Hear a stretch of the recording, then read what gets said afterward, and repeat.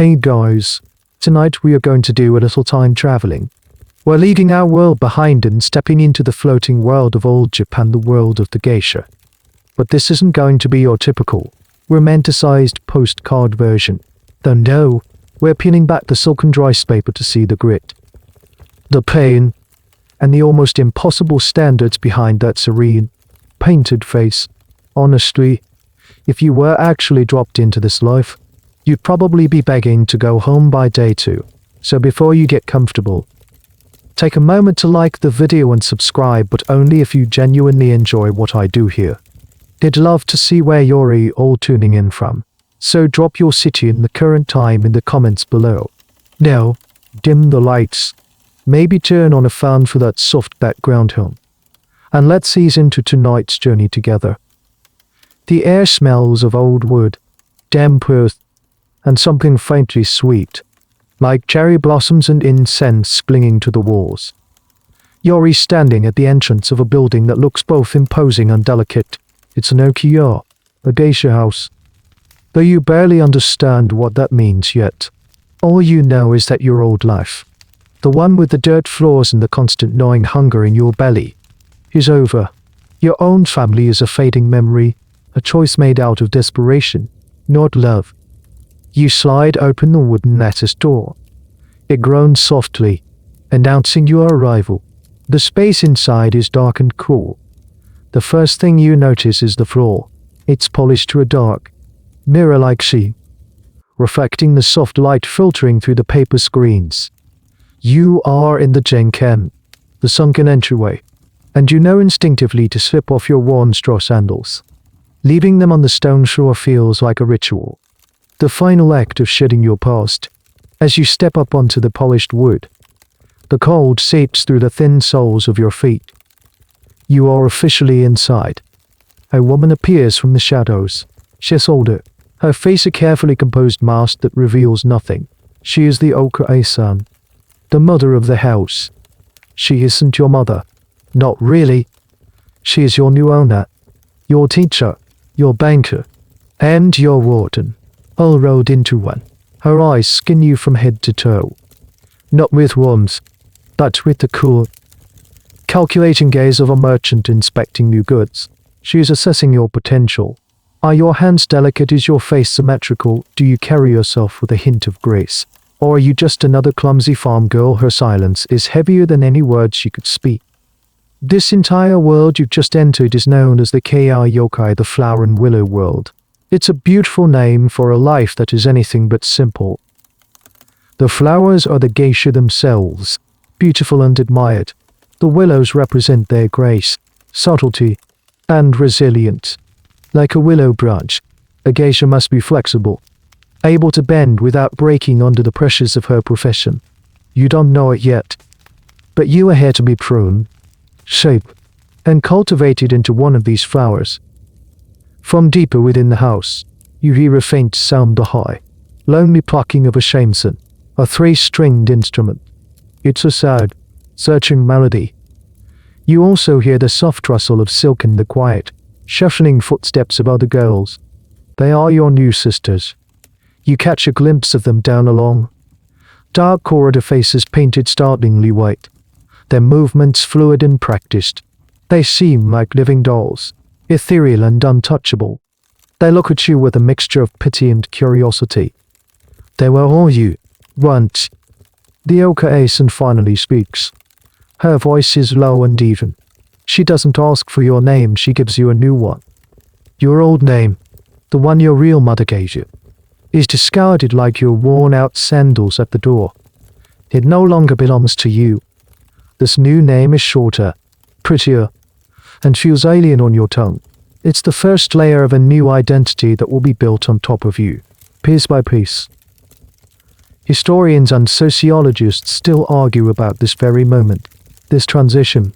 Are you an apprentice entering a prestigious, albeit demanding, school of the arts, or are you a child sold into a form of indentured servitude? A beautiful bird whose cage is being prepared. The truth, as is often the case, is a murky grey. For many girls from impoverished families, the karyūkai was a very real path to survival, and even prestige. in a society that offered few other options. For others, it was a trap, a life of debt and obligation that was nearly impossible to escape. For you, right now, standing on that cold wooden floor, it's simply your new reality. The air is thick with unspoken rules, and the faint, sweet smell of incense can't quite cover the scent of discipline and sacrifice. You are a blank slate, ready to be written upon. That new name hangs in the air, a delicate, floating thing that has nothing to do with you. It feels like a costume you're not yet wearing. You repeat it silently to yourself, and the syllables feel wrong in your mouth, like trying to speak a foreign language. The karyūkai turns without waiting for your acknowledgement. Your acceptance is irrelevant, and you follow her deeper into the labyrinth of polished wooden paper screens. You are now a shadow in her wake. Your old name, the one that tied you to your family, your village, and the person you were just this morning, has been locked away. It's the first and most profound theft. This practice, giving you a professional name or Jiimi, is a cornerstone of the geisha world. It's a very deliberate act of psychological separation. Your new name will likely incorporate a character from your Okiya's name or from the name of your assigned mentor, your older sister. It's a label of ownership and lineage, branding you as a product of this specific house. You are no longer your parents' daughter, you are a link in the Okiya's chain. The name is a constant, public reminder of who you belong to now. It's less a name and more a title. You pass rooms where the paper screens, the shoji, are slightly ajar. Inside, you catch fleeting glimpses of other girls. One is painstakingly applying white makeup to her neck. Another is on her knees, staring blankly at a wall, her hands resting in her lap. The silence in the house is a living thing. It's not peaceful. It's discipline. Every soft sound a sigh, the rustle of a sleeve, the creak of a floorboard seems amplified. You are acutely aware of your own clumsy movements, your breathing, the loud thumping of your own heart. You feel large and out of place, a rough stone in a polished garden. The karyūkai stops before a screen and slides it open. This is your one isan, she says, her voice flat. Inside, a girl kneels on a tatami mat. She can't be more than 16 or 17. But she carries herself with an unnerving stillness. She is a maker, an apprentice like you will be, but she is further along the path. Her face is a perfect white oval. Her lips are painted a small, deep red. Her elaborate hairstyle is adorned with dangling floral ornaments that tinkle softly when she moves. She is beautiful in a way that seems entirely artificial. Like a doll. This is your older sister. She looks at you, and her eyes, lined in red and black, are unreadable. There is no warmth, no welcome. This is not a sisterhood of choice. It is a structured, hierarchical relationship. She will be your teacher, your guide, and your keep.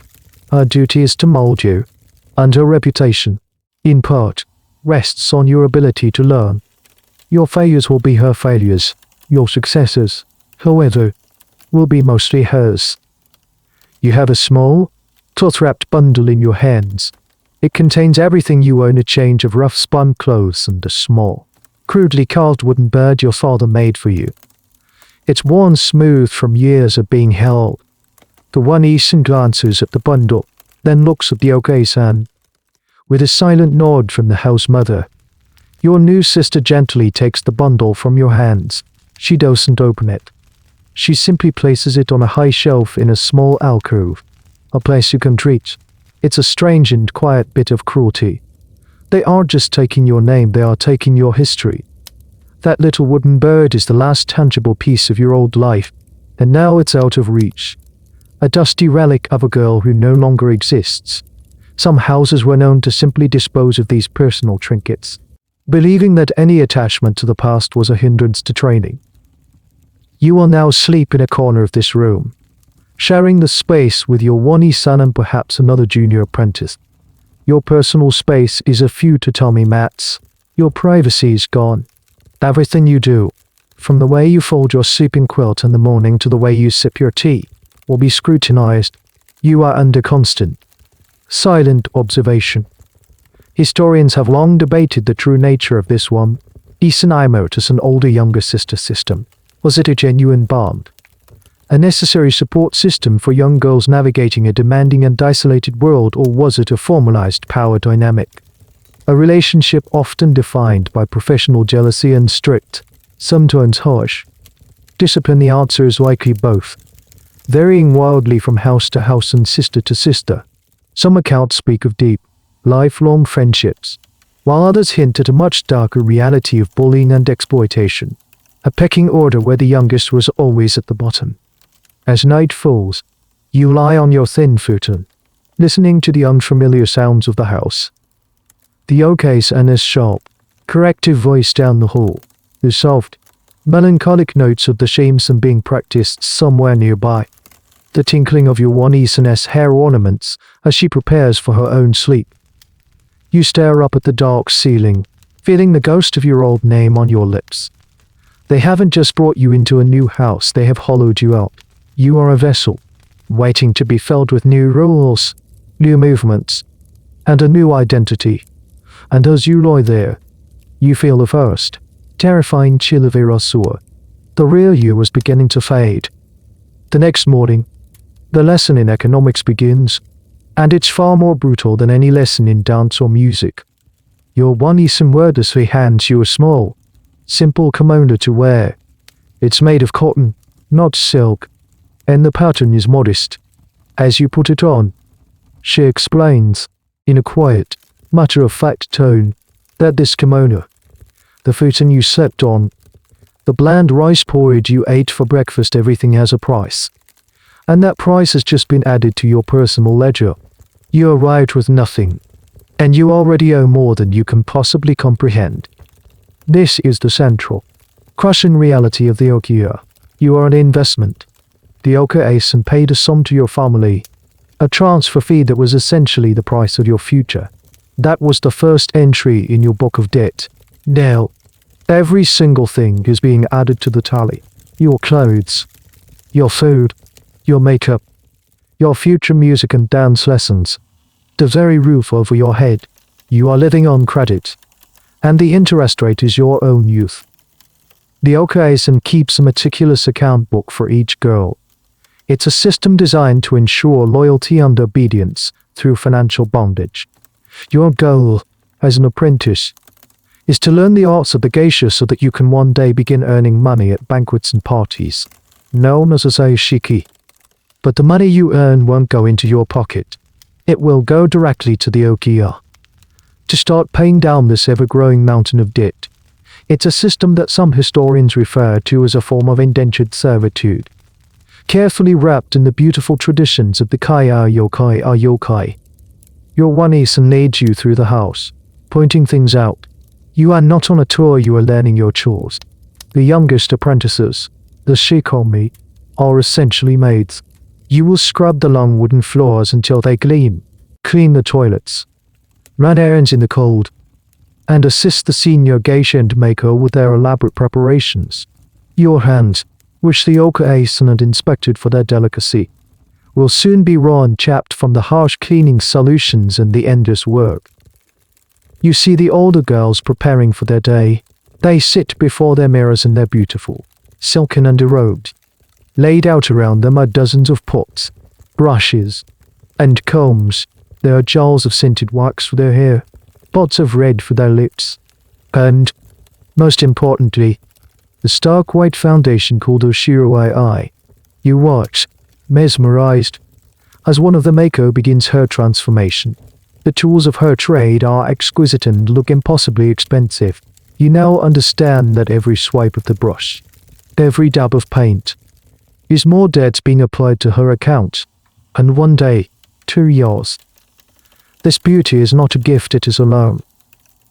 This doll's house, with its beautiful inhabitants and artistic pursuits, is a business, first and foremost. The economics were often harsh. A girl's debt could take years, even decades, to pay off. For many, it was never fully repaid. This financial dependence ensured that a geisha would remain with her okiya. Leaving was not an option. as she would have no means to support herself and would carry an impossible debt. The system also created a fierce sense of competition. The more popular a geisha became, the more she earned for the house, and the faster she might clear her name from the ledger.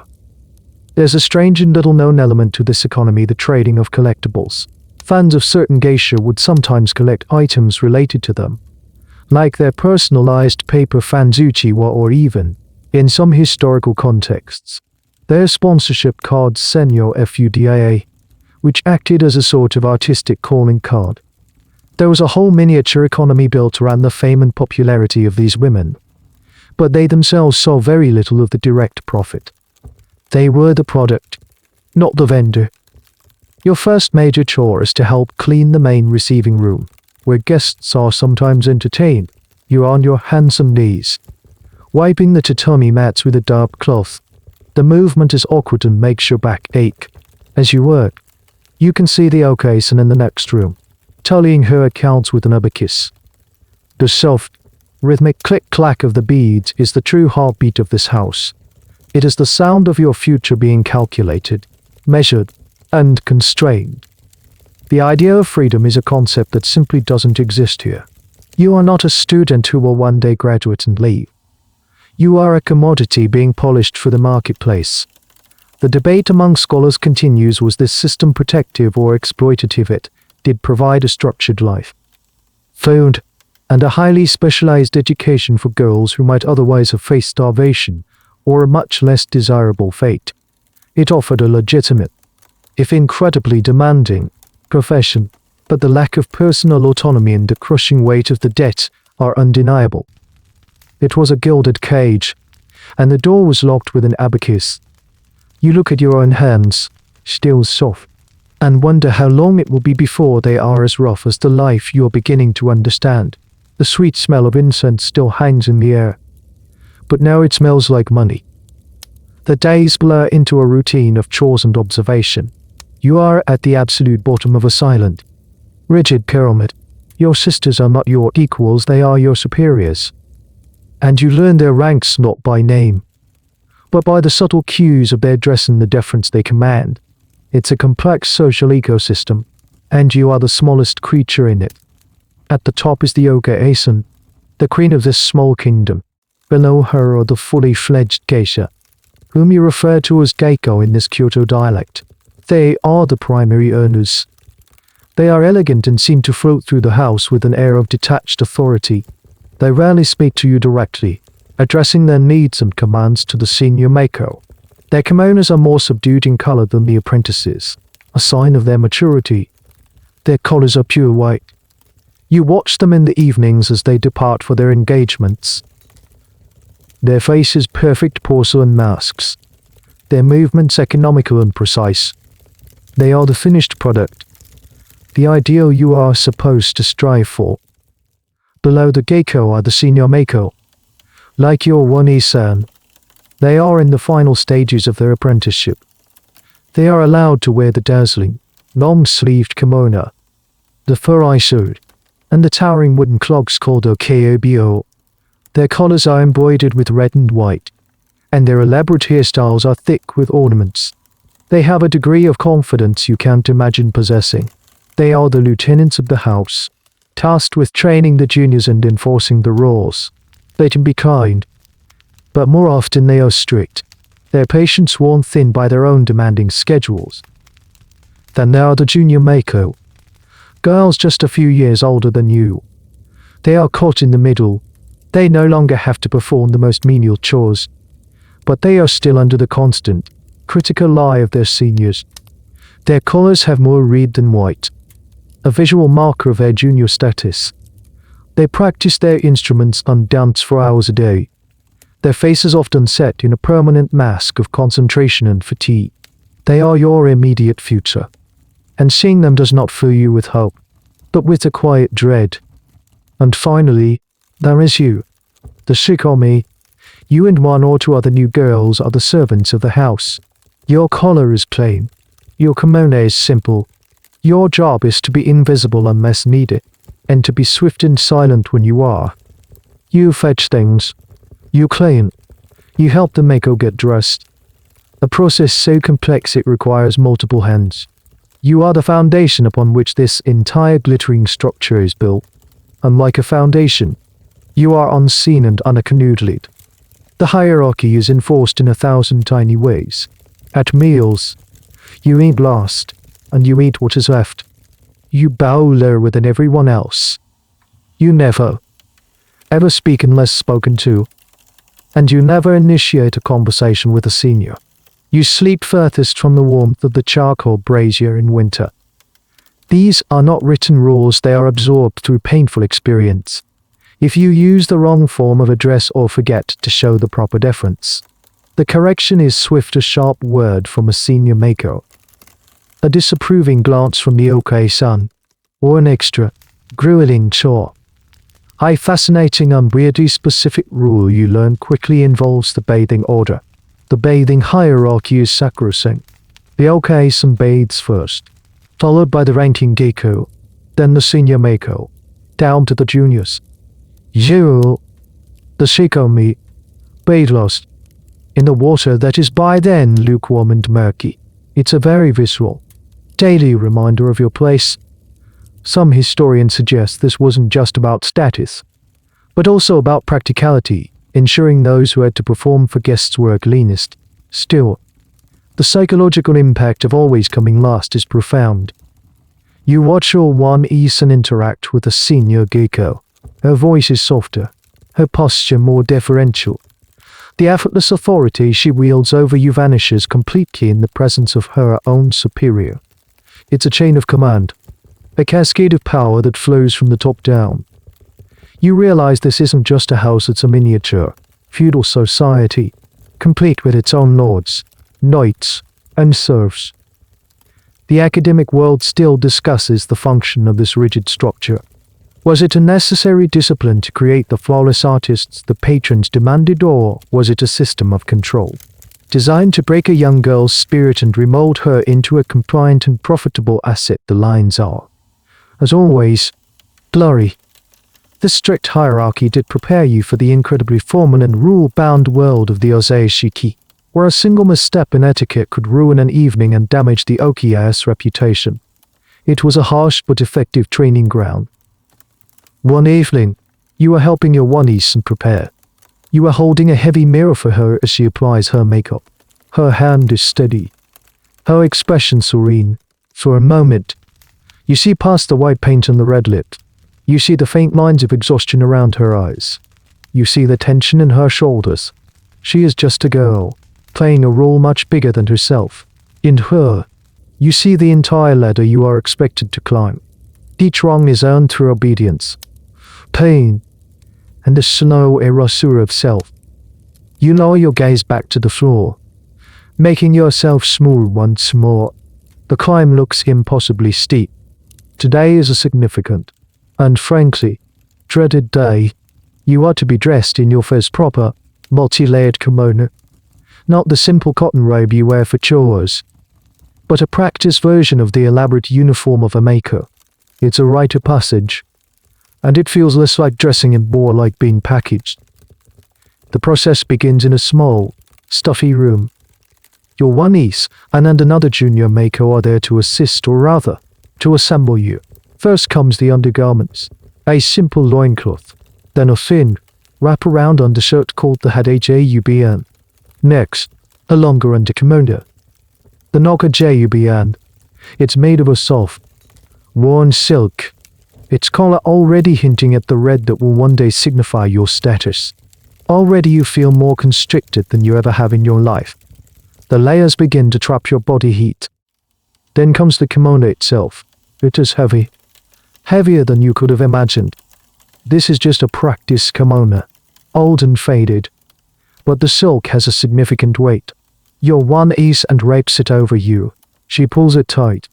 Left side over right, right over left is reserved for dressing the dead. A grim piece of etiquette you are taught immediately. She wraps it snugly around your hips and legs, restricting your stride to a few inches.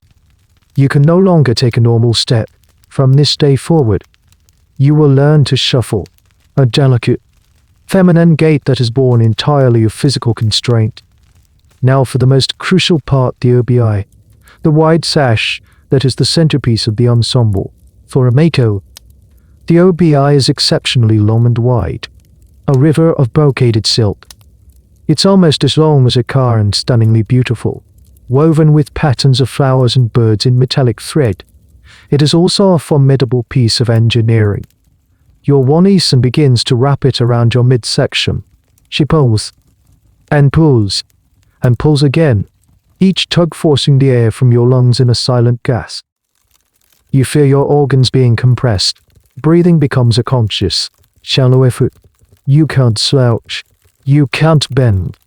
Your torso is encased in a rigid, unforgiving cylinder of silk and stiffness. The knot at the back, the karyūkai, is enormous and complex, its long tails hanging almost to the ground. It acts as a counterbalance but also as a constant, heavy weight on your lower back. The entire contraption is held in place with more cords, pads, and sashes that are tied with ruthless efficiency. You are now fully assembled. Standing up feels precarious. The weight of the kimono and obi, which can easily exceed 20 pounds or 9 kilograms, pulls you backward. Your center of gravity has shifted. Your movements are slow, deliberate, and clumsy. You feel like a beetle flipped onto its back, struggling to find its footing. There is a sense of panic rising in your chest, a feeling of being trapped inside your own clothes. This physical restriction is, of course, entirely the point. The kimono is designed to create an illusion of grace by forcing it. The shuffling walk, the tiny, demure gestures, the inability to bend or reach for things without assistance, these are not natural mannerisms. They are the direct result of being bound in layers of heavy silk. A geisha's elegance is a performance of overcoming or appearing to overcome these limitations. Here's a bizarre little fact to deal with the sheer heat and physical stress of wearing the full kimono, especially in the humid Japanese summers. Some geisha developed incredibly subtle techniques. One was to master a form of minimal perspiration breathing. Another was the strategic, almost invisible use of small, hidden pads of absorbent paper in key areas. They were masters of concealing their physical discomfort. You are left to stand in the kimono for an hour. The practice run. The silence of the room is broken only by your own shallow breathing. Your back begins to scream in protest. Your shoulders ache from the weight. A dull throb starts behind your ribs. This is not just clothing, it is a tool of transformation. A physical mold designed to reshape your posture, your look, and your entrance for pain. The academic debate here is fascinating. Some scholars view the kimono as a beautiful expression of cultural identity and artistry. Others, particularly from a feminist perspective, see it as a symbol of women's physical and social confinement, an instrument that enforces passivity and dependence.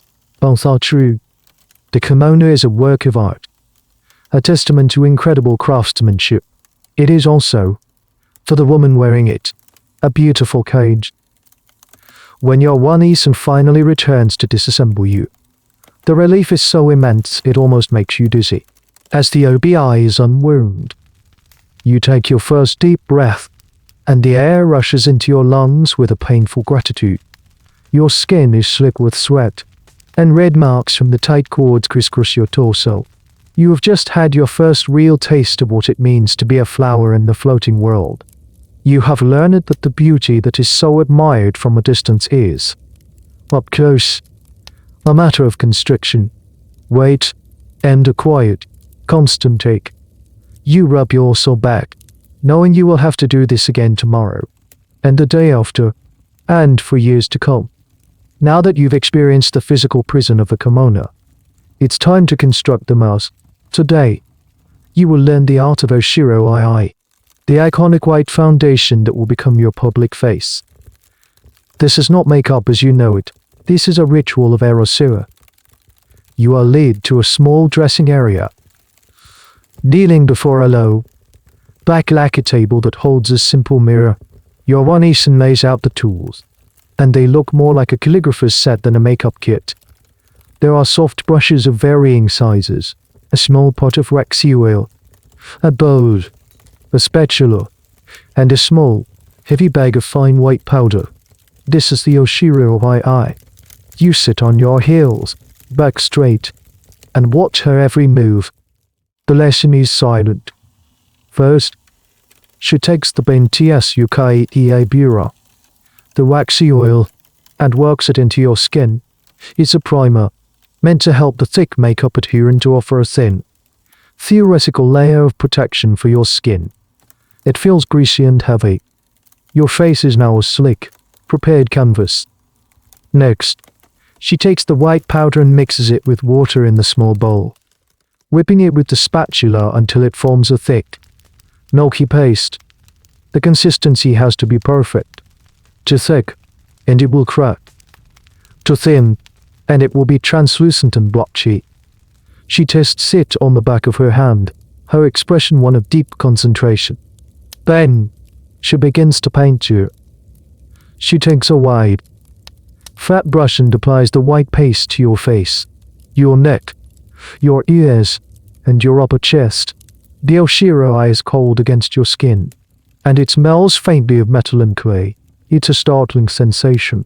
She works with long, even strokes, covering every inch of your exposed skin. Your eyebrows vanish, your freckles, your blemishes, the faint scar above your lip, all of it disappears under a thick, uniform layer of white. You stare at your reflection in the mirror. The person looking back is a stranger, a ghost, a blank, white mask. It's profoundly unsettling. Your features are flattened, your identity scrubbed away. This is the point. The Geisha's face is not meant to be her own, it is meant to be an idealized, impersonal canvas for art. The white face creates a dramatic, doll-like appearance in the dim, flickering candlelight of the tea houses where you will one day work. It smooths all imperfections and focuses the viewer's attention on the artful details to come the eyes and the lips. The most iconic part of the application is what is left bare. Your one Eason takes a cloth and carefully wipes away two, and sometimes three, V-shaped or double, ear-shaped prongs of white at the nape of your neck, revealing the natural skin beneath. This detail, called Diurai as high, is considered a deeply alluring and intimate part of the geisha aesthetic. It creates a tantalizing suggestion that the mask can, in fact, be removed. It's a carefully crafted illusion of vulnerability on a face that is otherwise an impenetrable fortress. For formal occasions, the maker will only have 2 prongs, while the more senior geisha may use 3. Here's a strange little detail about the process: the thickness of the paste wasn't always uniform. A skilled geisha knew exactly how to mix her Oshiro based on the weather and the occasion. A more humid day required a slightly different consistency than a dry one. A long evening engagement required a heavier, more durable application than a short daytime event. It was a science as much as an art, passed down through generations. You sit perfectly still, waiting for the mask to dry. It tightens on your skin, pulling at the corners of your eyes and mouth. It feels like a layer of plaster. You try to smile, and the sensation is bizarre. The mask resists, threatening to crack. You are taught to minimize your facial expressions, not just for etiquette, but for simple practicality. The serene, placid expression of a geisha is partly a result of the makeup's physical limitations. The academic world has spent a lot of time analyzing the symbolism of the white face. Is it an attempt to emulate the porcelain dolls of the era? Is it a holdover from ancient courtly traditions, where a pale complexion was the ultimate sign of aristocratic status, indicating a life lived indoors, away from the sun and manual labor? Or is it something deeper? A symbolic purification, wiping the slate clean for the performance of art? The consensus is that it's a complex blend of all these things. It's a status symbol, a theatrical device, and an act of depersonalization, all in one. You look at the white, featureless oval in the mirror. The girl you were is completely gone, buried under a layer of white paste. You are no longer you. You are a concept, a blank page waiting for the story to be written in strokes of red and black. And as you sit there, feeding the mask hardened on your skin, you begin to understand that this beautiful, porcelain face is not meant to express emotion, but to conceal it entirely. You've worn the white mask for a few hours now. It's heavy, stiff, and you're acutely aware of it with every tiny movement. But the true cost of this porcelain perfection is a secret that unfolds slowly, whispered in the shadowed corners of the oaky yard, revealed in the quiet suffering of the older geisha. The beautiful white powder, the Osuro Hoyoyai, is a killer. For centuries, the highest quality and most sought-after Oshiro I was made with a terrifying ingredient white lid. Your Wani-san would never speak of it directly. It's not a formal lesson. You learn it through observation. You see one of the older, retired geisha who still lives in the house, her hands trembling as she sips her tea. You notice the way the okays and discreetly rubs her own lower back when she thinks no one is looking. A flicker of pain crossing her face. You hear hushed conversations about skin that refuses to heal, about teeth that loosen, about a persistent, metallic taste in the mouth. The lead-based makeup was prized for its superior coverage, its bright white finish, and its longevity. But it was a potent neurotoxin, and you are painting it directly onto your skin, day after day, for years. It absorbs through your pores, seeping into your bloodstream and accumulating in your bones and organs. The consequences are devastating and irreversible. The first signs are often subtle. Your skin, beneath the makeup, becomes permanently discolored, taking on a grayish, unhealthy pallor. It becomes dry, brittle, and prone to sores and lesions. This is the great irony. The very substance used to create an illusion of flawless skin is actively destroying it. Then, the systemic problems begin. You start to feel a constant, gnawing pain in your stomach. It's a deep, cramping ache that comes and goes without reason. This is a classic symptom of chronic lead poisoning, often referred to as saturnine colic. You might experience relentless headaches, fatigue, and an overall weakness that you chalk up to the grueling demands of your training. But it gets worse. The lead attacks your nervous system. You might notice your hands starting to tremble, making the delicate work of playing the shamisen or performing a tea ceremony incredibly difficult. Your memory, a vital tool for a geisha who must recall songs, poems, and the personal preferences of hundreds of clients, starts to fail you. In more advanced stages, it could lead to nerve damage, causing a loss of sensation or control in your hands and feet. One of the most insidious and rarely discussed side effects was its impact on childbirth. For geisha who eventually left the karyūkai-entered families, the lead stored in their bodies could be passed to their children, leading to birth defects, developmental problems, and an alarmingly high rate of infant mortality. The beauty standard of one generation became the tragedy of the next. A particularly strange and horrifying tidbit from this time is that lead poisoning was so common among the upper classes and artistic communities who used lead-based cosmetics that some of its symptoms were almost considered normal. The pale skin, the delicate constitution, the artistic melancholy. Some of these could have been signs of a slow, systemic poisoning that was simply an accepted part of a beautiful woman's life. It wasn't until the early 20th century, specifically around the Meiji period, that the Japanese government began to officially recognize the dangers of lead-based cosmetics and ban their use.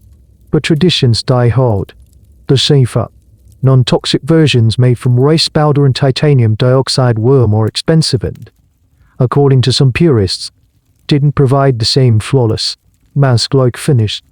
So for a long time, the use of the dangerous lead-based powders continued in secret, especially in more traditional geisha districts.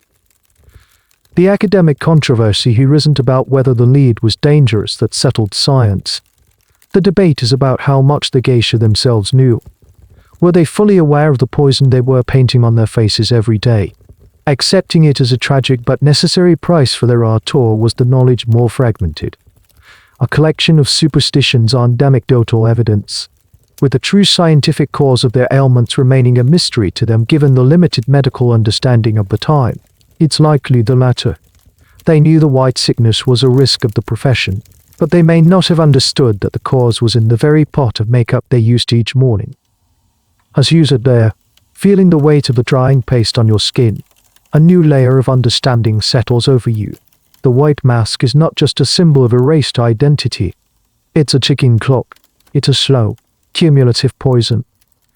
The beauty you are being trained to embody is not just demanding, it's actively consuming you from the outside in. Every night, when you painstakingly remove the Oshiro eye with oil and cloth, you are not just cleaning your face. You are trying, futilely, to wipe away a poison that has already sunk too deep to be reached.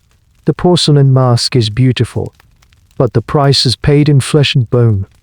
The transformation continues, moving from your face to your hair.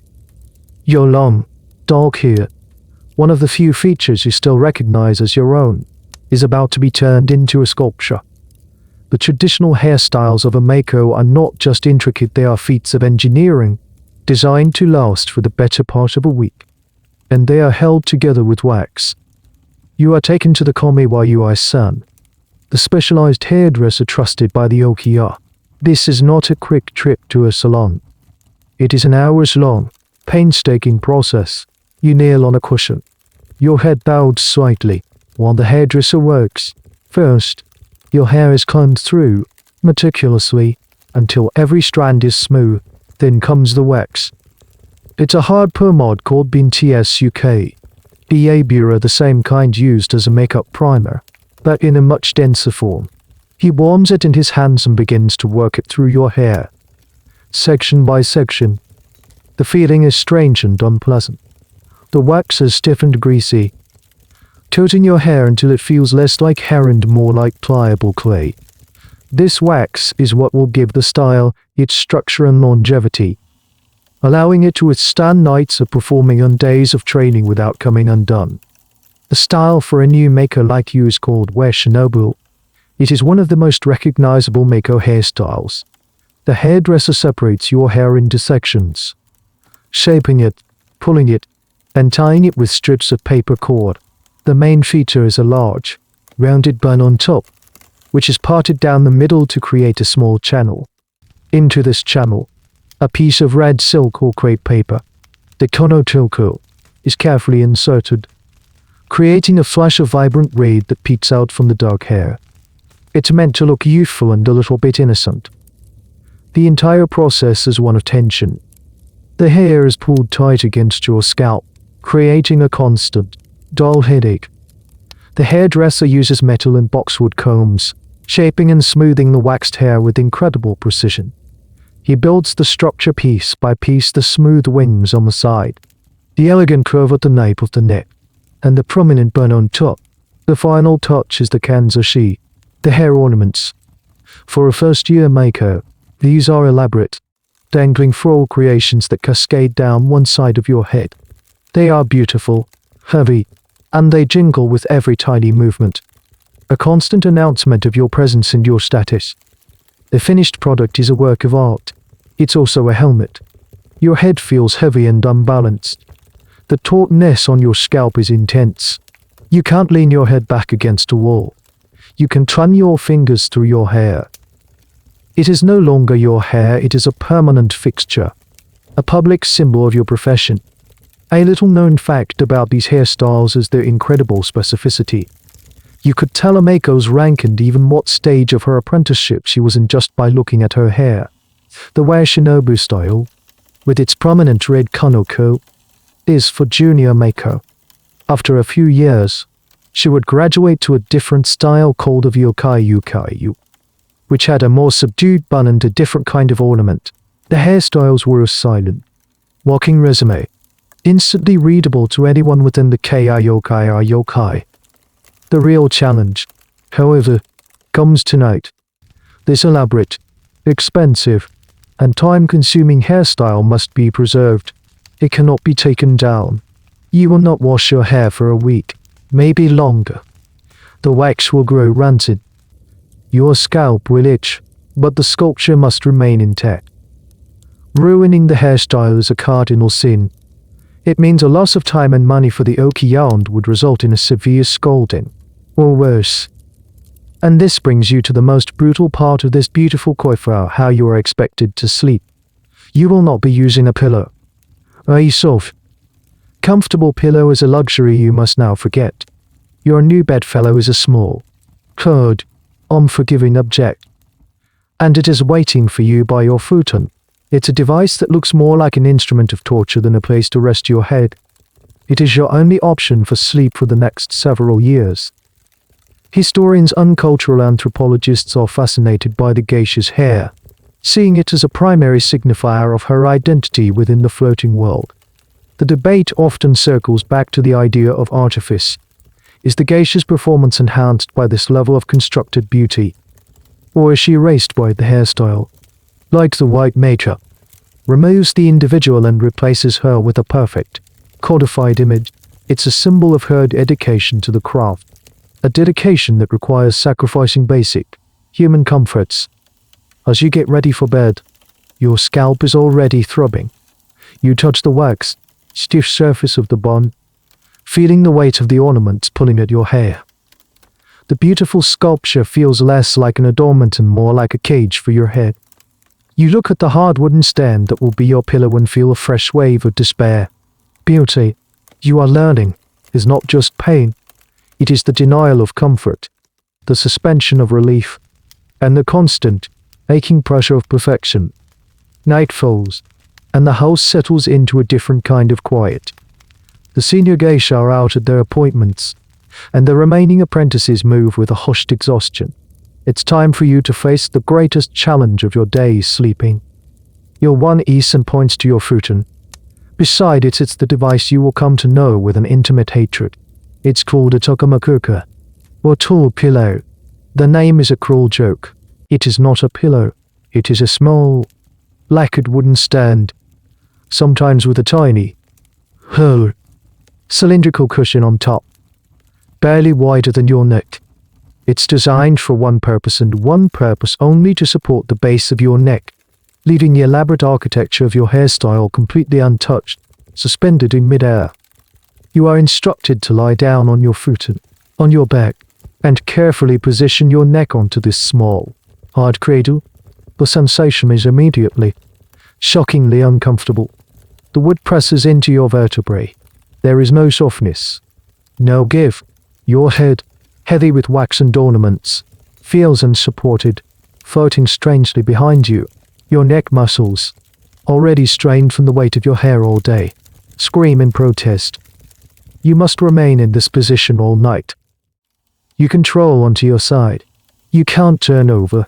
Any significant movement in your sleep will cause your neck to slip off the stand, and your head will fall to the futon, crushing the delicate, waxed wings of your wear-shinobu hairstyle. The consequences of this are not just shame and a scolding from the okai-san. It means another expensive, time-consuming trip to the hairdresser. It means you have failed in one of your most fundamental duties, the preservation of your professional appearance. To ensure you learn this lesson quickly, a cruel but effective method is sometimes employed. Your one Eason or another senior might scatter rice bran or small, sharp pebbles on the floor around the base of your tokomakuka. If you roll off in your sleep, you will wake up with the grains stuck to the wax and grease in your hair, a clear and humiliating sign of your failure. Some accounts even mention small bells being attached to the hair, which would jingle and wake the girl and often her sisters if she moved improperly. It is, in essence, a form of sleep deprivation therapy designed to train your body to remain unnaturally still. Sleep, a universal human comfort, becomes a performance of discipline. It is an extension of your training. You lie there in the dark, every muscle in your body tense. You are terrified to drift off. You try to find a position where the pressure on your neck is bearable, but there isn't one. The hardwood digs into your skin.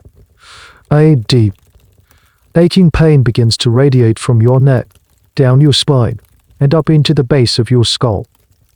Here's a bizarre and sad detail that highlights the desperation for comfort. Some Mako would try to fold a small silk handkerchief, the karyūkai, to place over the hard cradle of the tokomakuka.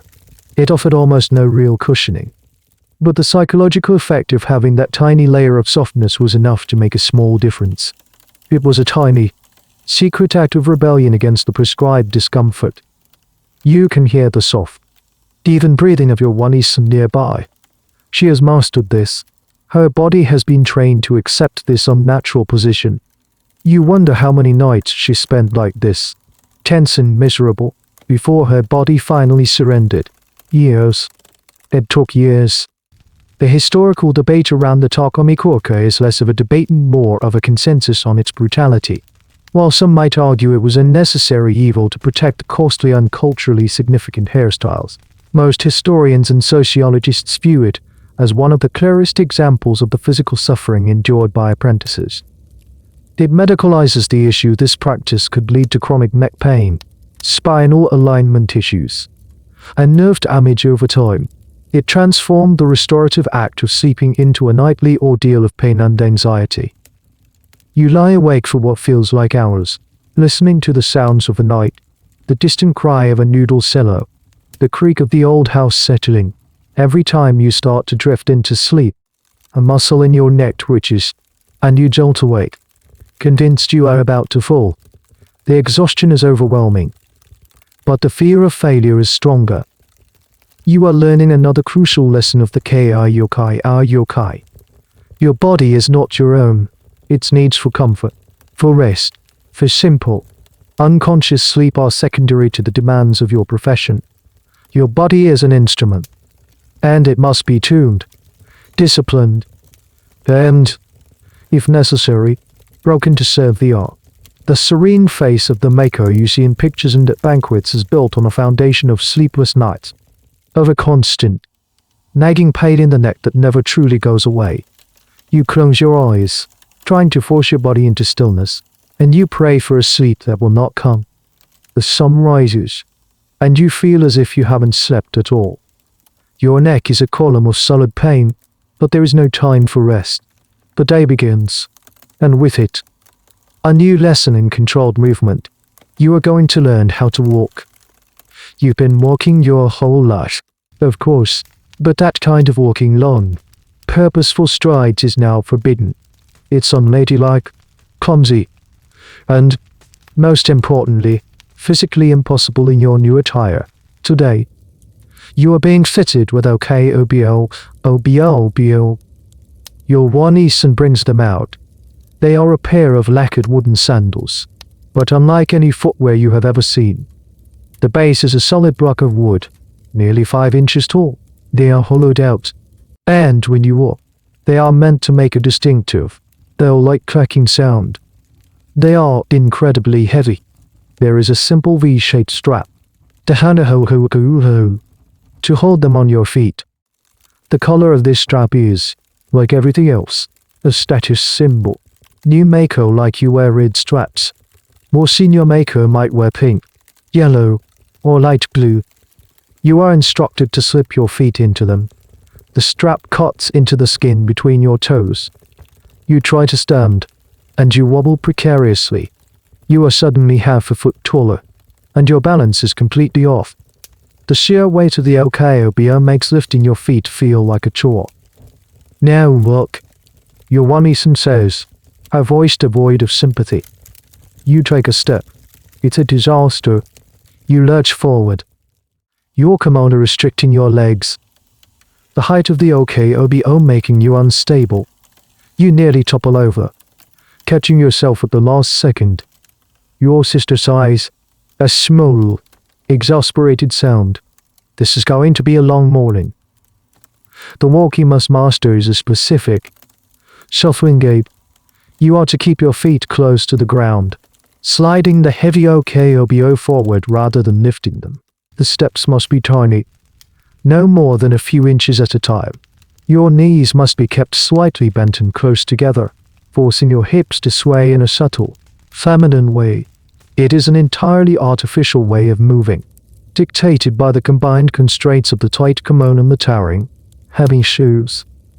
You spend hours shuffling back and forth across the polished wooden floor of a long corridor. Your ankles ache. The straps rub your skin raw. Your calf muscles burn from the strain of balancing on the tall blocks.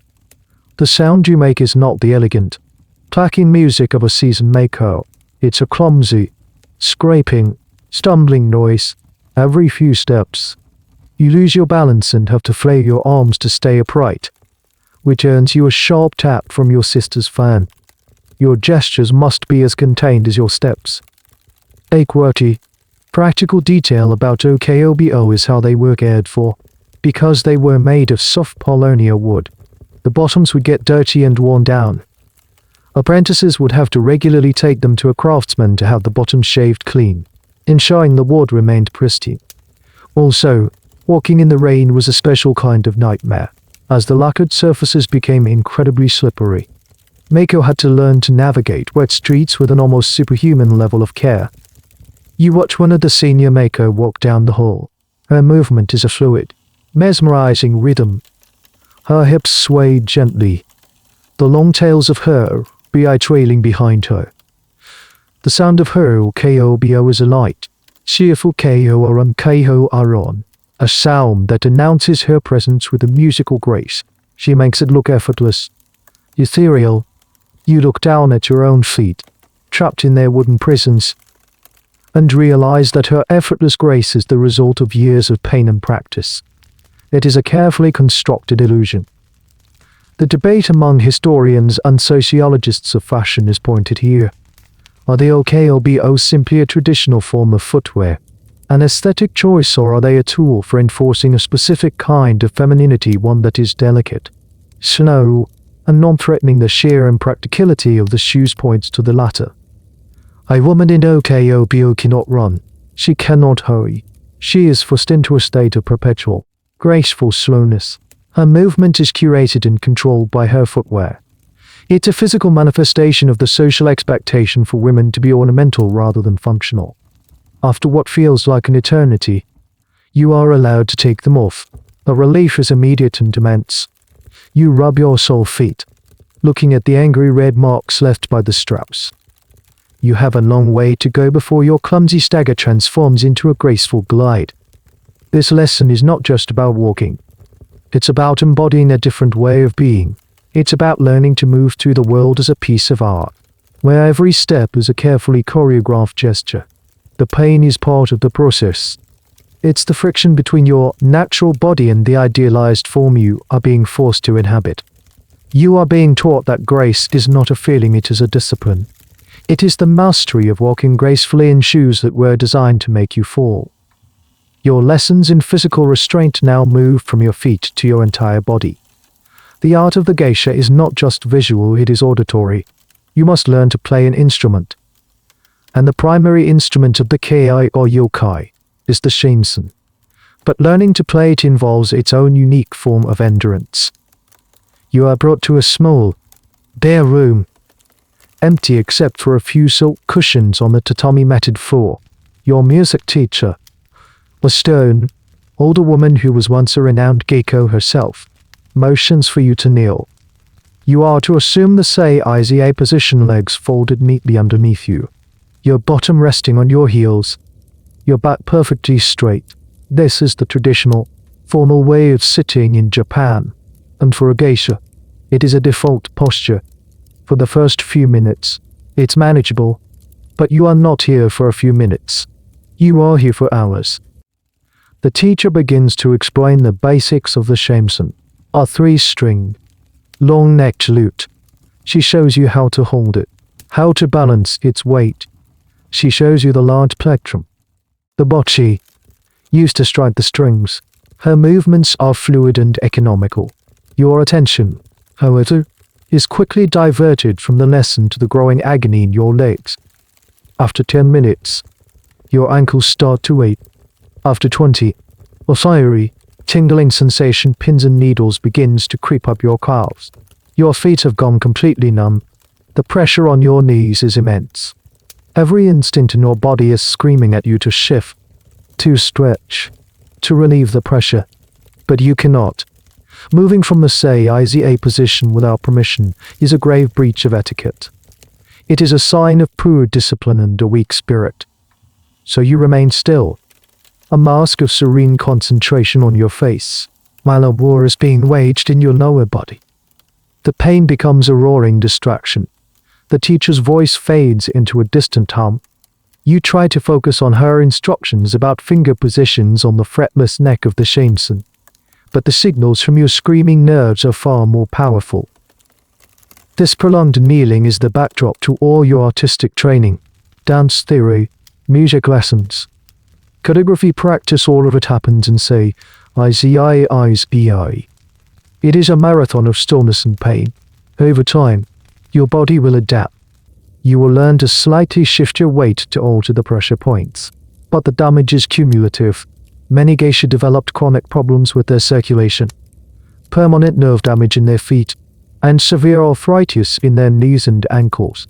The elegant, kneeling bow of a geisha is often the posture that caused her a lifetime of pain.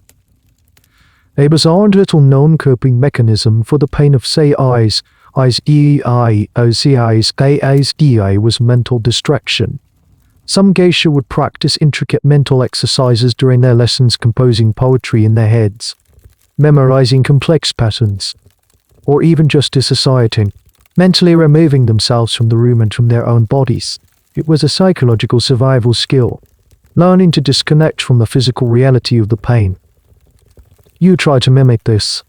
You try to focus on the shamisen. It's a notoriously difficult instrument.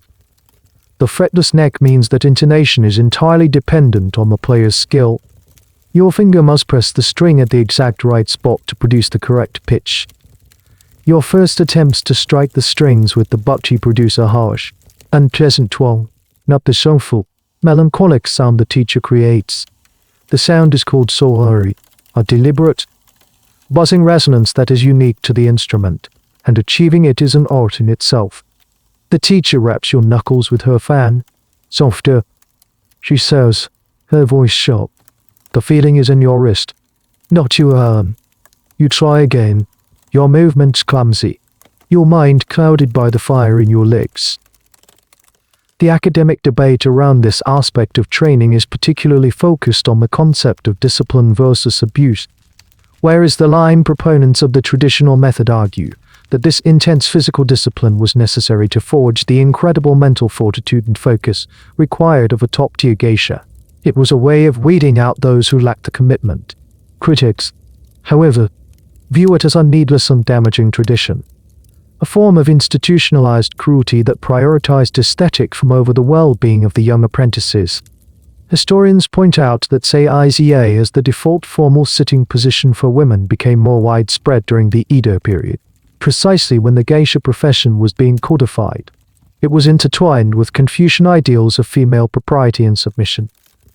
The posture makes it difficult to stand up quickly, reinforcing a sense of stillness and passivity. Finally, after what feels like a lifetime, the lesson ends. The teacher gives a curt nod, and you are permitted to move.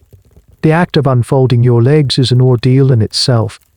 The blood rushes back into your feet with an excruciating, burning tingle. You stumble when you try to stand, your feet completely numb and useless. You have to wait several minutes, flexing your ankles and willing the feeling to return. You have survived your first music lesson. You have learned almost nothing about the shamisen, but you have learned a great deal about the price of art. It is paid in hours of agonizing stillness. It is the ability to create beautiful music while your own body is screaming in protest. You look at the instrument, resting silently in the corner, and it seems less like a tool for expression and more like an accomplice to your torture. Your education in the arts is not limited to sound. You must also learn to speak without words, to tell a story with a glance, a gesture, a flick of the fan. Today, you begin your lessons in Mai, the traditional dance of the geisha. This is not the energetic, athletic dance of festivals. Mai is a slow, subtle, and deeply symbolic performance. It is storytelling through posture and suggestion. The movements are small, contained, and precise. Every gesture has a meaning. A slight tilt of the head can signify shyness. The way you hold your hand can represent a flower, a mountain, or a feeling of sorrow. Your dance teacher is yet another formidable older woman, her body still possessing a weary strength and the dancer's perfect posture. The lesson, like your music lesson, takes place in a bare room, with you kneeling and say Iza for the initial instruction. The pain in your legs is now a familiar, unwelcome companion. The primary tool of your dance is the sensu, the folding fan. You are given one, a simple paper fan used for practice. It feels awkward and alien in your hand. The teacher shows you how to open it with a single, sharp flick of the wrist, a move that looks simple but takes weeks to master without fumbling. Your attempts are clumsy, the fan half opening or flying out of your hand. She demonstrates a simple movement. She raises the fan to her face, partially obscuring her eyes. Her posture shifts slightly. In that one tiny gesture, she conveys a sense of mystery, of coincidence, of a secret being held. The fan is not a prop, she says, her voice slow and intense. It is an extension of your body. It is your voice. You learn that the fan can be anything. Held aloft, it is the moat, swept low across the floor. It is a flowing river, snapped shut. It can represent a sword, a moment of decision, or a heartbreak. The dance is a kind of poetry, and the fan is your pen. But the true challenge of Mai is the subtlety. The movements are incredibly controlled. You are taught to move from your center, your hips, while keeping your upper body placid and serene. Your feet, still aching from the OKOBO practice, must slide across the tatami in tiny, whispering steps. The dance is performed in your restrictive kimono, which means you cannot raise your arms high or take wide steps. The choreography is built around these limitations, turning constraint into a unique form of grace. You spend an hour just practicing how to walk across the room in a circle, maintaining a perfect posture, your expression neutral. It is mind-numbingly repetitive and physically exhausting. Your back, already sore from the weight of the OBI, begins to ache in new and interesting ways. A strange and fascinating aspect of geisha dance is the importance of the eyes. You are taught to use your gaze as a powerful tool. A downward glance signifies modesty or sadness. A quick, sideways look can be playful or flirtatious. You practice these expressions in a mirror, but it feels ridiculous. Your attempts at being coy look more like you have something in your eye. The teacher corrects you constantly. Don't just look, she insists. See, your eyes must tell the story that your body is suggesting. The academic debate surrounding my centers on its role as a form of female expression. Is it a genuinely empowering art form, allowing women to convey complex narratives and emotions in a society that often silence their voices, or is it a highly stylized and controlled performance designed to entertain a male audience, reinforcing stereotypes of feminine delicacy and submissiveness? The answer, as always, is complex. The stories told in the dances are often tales of love, loss, and nature, drawn from classical literature. They are sophisticated and emotionally rich. However, the performance context to geisha dancing for paying clients cannot be ignored.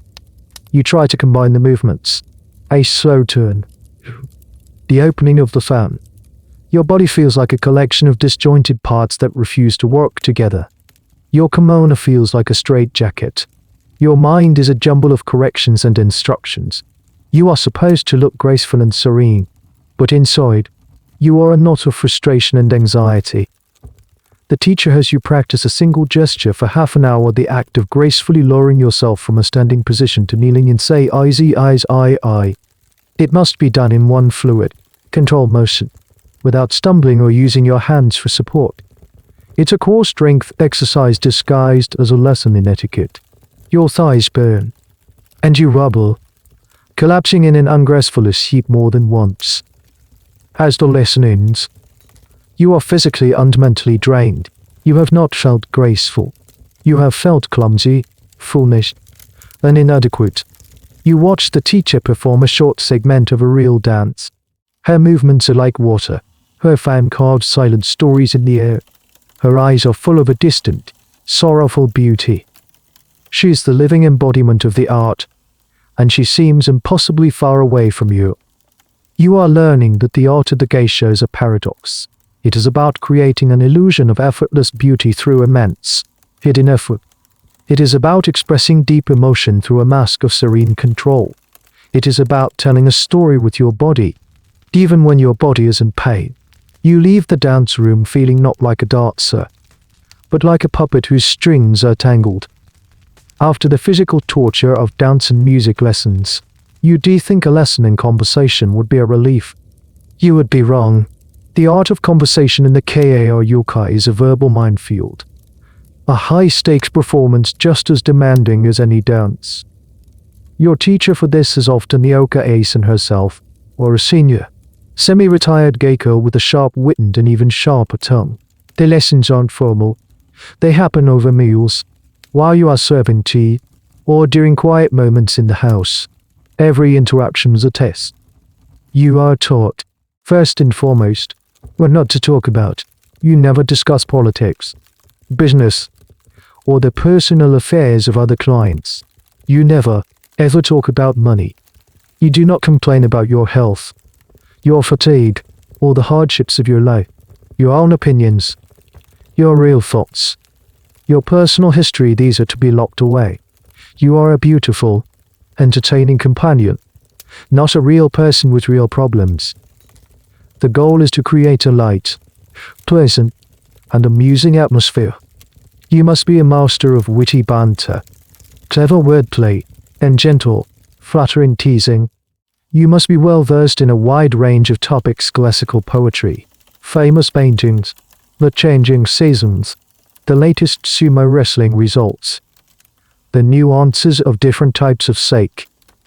You are expected to be a walking encyclopedia of charming, non-controversial information. One of your first lessons is in the art of the compliment. You cannot simply say, "You look nice today." That's clumsy and artless. You must be indirect, observant, and poetic. Instead of complimenting a man's new kimono, you might say, "Ugh, the color of the deep forest after a rain. It reminds me of the famous painting by Sesu." You are not just complimenting his clothing, you are complimenting his taste, his knowledge, and his connection to high culture. But the most difficult skill to master is the balance between being entertaining and being humble. You must be witty, but not so witty that you overshadow your guest. You must be knowledgeable, but not so knowledgeable that you appear arrogant. You must be flirtatious, but in a way that is light, playful, and utterly non-committal. It's a constant, exhausting tightrope walk. The karyūkai rills you. She will pretend to be a guest. "The weather has been so cold lately," she might say, testing you. A bad response would be, "Yes, it has." It's a conversational dead end. A better response, one you are taught to cultivate, would be something like, "Indeed, the winter plum blossoms must be shivering, waiting for a kind word to convince them to bloom." It's poetic. It changes the subject slightly, and it keeps the mood light. A fascinating and weirdly specific part of this verbal training is learning the art of graceful ignorance. If a guest brings up a topic you know nothing about, you are taught not to pretend you know. Instead, you are to turn your ignorance into a form of flattery. How fascinating. I know so little about the forging of swords. You must teach me. Where does one even begin to acquire such knowledge? You have transformed your lack of knowledge into an opportunity for the guest to feel important and authoritative. The academic debate here is rich. Some scholars argue that this conversational training was a form of intellectual empowerment, giving women a space to exercise their wit and intelligence in a society that rarely valued it. They became skilled conversationalists and confidentes to powerful men. Others argue that it was a sophisticated form of emotional labor, training women to suppress their own identities and cater exclusively to the egos of their clients. They were taught to be living mirrors, reflecting back a more charming and interesting version of the man they were entertaining. You learn to listen more than you speak. You learn to read the mood of a room, to know when to inject a joke and when to remain silent. You learn to pause sake with a grace that is its own kind of conversation. Your movements elegant and attentive. The pressure is immense. A verbal misstep can be just as damaging as a clumsy dance move. Saying the wrong thing, telling a joke that doesn't land, or accidentally touching on a sensitive subject can ruin the atmosphere of an ashiki and damage the reputation of your OKR. You practice with your sisters. You trade witty remarks and practice your compliments. But it feels stilted and artificial. The effortless charm of the senior geiko seems unattainable. Their conversations flow like music, a delicate interplay of humor, flattery, and grace. Your own attempts feel like reciting lines from a script. You are learning that the geisha's performance extends to every word she speaks. Her voice itself is an instrument, trained to be soft, musical, and pleasant. Her mind is a carefully curated library of charming anecdotes and poetic observations. The mask of Oshiro hides her face, and the art of conversation hides her true self. It's another layer of artifice. Another wall between the performer and the person. The goal is to be a perfect companion.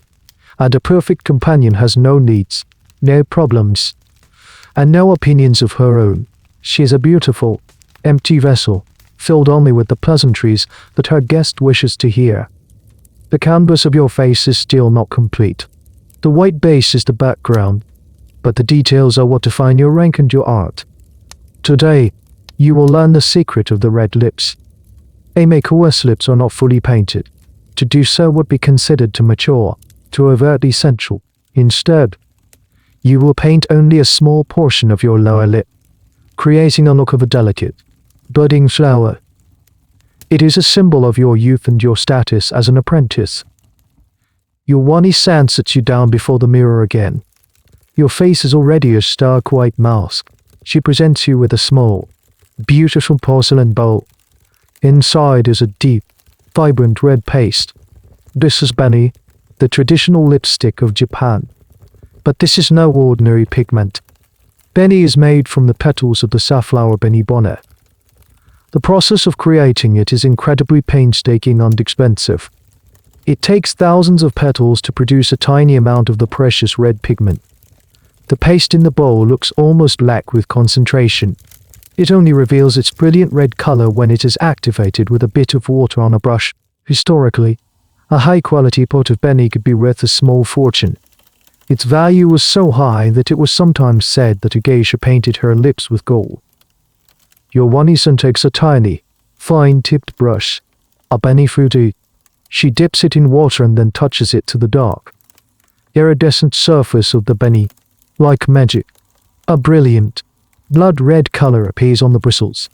She doesn't follow the natural line of your mouth. The art of the maker lip is to create a new, smaller, more perfect shape. It's an illusion. Your own lips disappear under the white Oshiro eye, and a new mouth is painted in their place. For a first-year mako, only the center of the lower lip is painted. It creates a small, punchy look, an expression of childlike innocence. She paints the small, perfect red shape onto your lower lip. The contrast against the stark white of your face is dramatic and stunning. The red is so vibrant it almost seems to glow. You look in the mirror and see the effect. The unpainted upper lip and the small, focused color on the bottom create a strange and captivating look. It draws all the attention to your mouth, making it seem delicate and doll-like. Here's a truly bizarre and counterintuitive fact about beni because it was made from safflower extract. It contained not just red pigment but also a yellow one. High-quality beni, when it dried, would often develop an iridescent, greenish shimmer. This was a sign of its purity and expense. So a geisha might apply her vibrant red lipstick, and as it dried, it would take on a subtle, beetle wing green sheen in certain lights. This was considered highly fashionable and a mark of using the very best cosmetics. As you progress through your apprenticeship, the way you paint your lips will change. After your first year, you will be allowed to paint both the upper and lower lips, but still in a smaller, stylized shape, not cluttering your full lip line. Only when you become a full geiko will you be permitted to paint your upper lip fully, though the lower lip might still be painted in a slightly smaller, curved style to create an illusion of a gentle, smiling mouth. Your lips are a walking, talking calendar of your career progression. The academic discussion around the makeo's lips often touches on themes of innocence and control. The budding flower lip is a deliberate symbol of youth and immaturity. It presents the mako as something not yet fully formed, an object of beauty that is still in the process of blossoming. This aesthetic choice catered to a specific sensibility, emphasizing the mako's youth and her non-threatening, childlike appeal. It's a carefully constructed image that is both artistic and deeply rooted in the social and cultural expectations of the time. You are not allowed to eat or drink carelessly with your lips painted. The beni is precious and easily smudged. You will learn to eat with tiny, delicate bites, using chopsticks to place food directly into your mouth. By passing your lips entirely, you will learn to sip from a cup through a straw from the very edge of the cup, barely touching it to your mouth. This enforced intness further enhances the illusion of a perfect, doll-like creature. The red on your lip feels potent. It's the only point of vibrant color on the lower half of your face. It feels like a seal, the final touch on the mask of the mako. You practice pressing your lips together without smearing the paint, an impossible task. You learn to keep your mouth in a state of serene, neutral repose. The red lip is another paradox.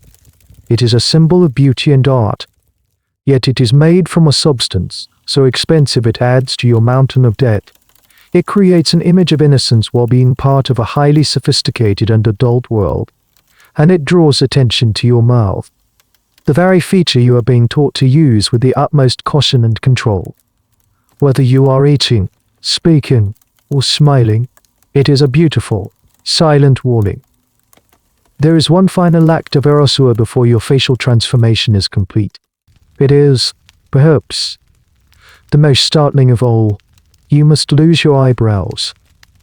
Not entirely, not forever. But your natural eyebrows are now considered an imperfection, an untidy feature of your old self that must be tamed and reshaped for the canvas of your face. Your one is and comes to you not with a makeup brush, but with a small, sharp razor. You flinch instinctively as she brings it close to your face. The process is quick and clinical. She carefully shaves off the outer 2/3 of your eyebrows, leaving only a small, soft smudge of hair near the bridge of your nose. The feeling of the cold steel on your skin is unnerving. When she is done, you look in the mirror. The effect is profoundly strange. Without the familiar frame of your eyebrows, your face looks blank, open, and vaguely surprised. It's an alien landscape. This practice, called hikimeyu in its most extreme historical form, where the entire brow was shaved and a fake one painted higher on the forehead, has roots in the ancient Heian court. For a mako, it's a more subdued but still significant alteration. The purpose is to create a sad or gentle look. Natural eyebrows, with their varied arches and angles, can convey a range of sharp emotions: surprise, pain, skepticism. By softening and reshaping them, you are removing those possibilities. Your emotional palette is being deliberately limited to a more passive, serene range. Now the new eyebrows are painted on. Your one ace and uses two colors: black charcoal and, surprisingly, red pigment. She first paints a soft, crescent-shaped line where your eyebrow used to be, but higher and with a gentler, less defined arch. Then, she adds a touch of red to the brow. This is a key signifier of a maker. The red is not obvious from a distance, but up close, it gives the brow a soft, warm, and youthful tint. It's another subtle mark of your apprentice status. Eiffel Deco will use only black. Your new eyebrows float on your white face, disconnected from your natural brow bone. They are pure artifice. They are not designed to look real, they are designed to look artistic, to contribute to the overall impression of a gentle, doll-like creature. A weird, little-known detail is that the shape and placement of these painted brows could be a matter of intense personal style and erudition. Some houses might favor a slightly thicker brow, others a thinner, more delicate one. Aimiko's eyebrows were a subtle signature of her training and lineage. Patrons in the know could sometimes identify which ukiyo maker belonged to just by the style of her painted brows. This practice of altering the eyebrows is one that historians find particularly fascinating. The eyebrow is one of the most expressive features of the human face.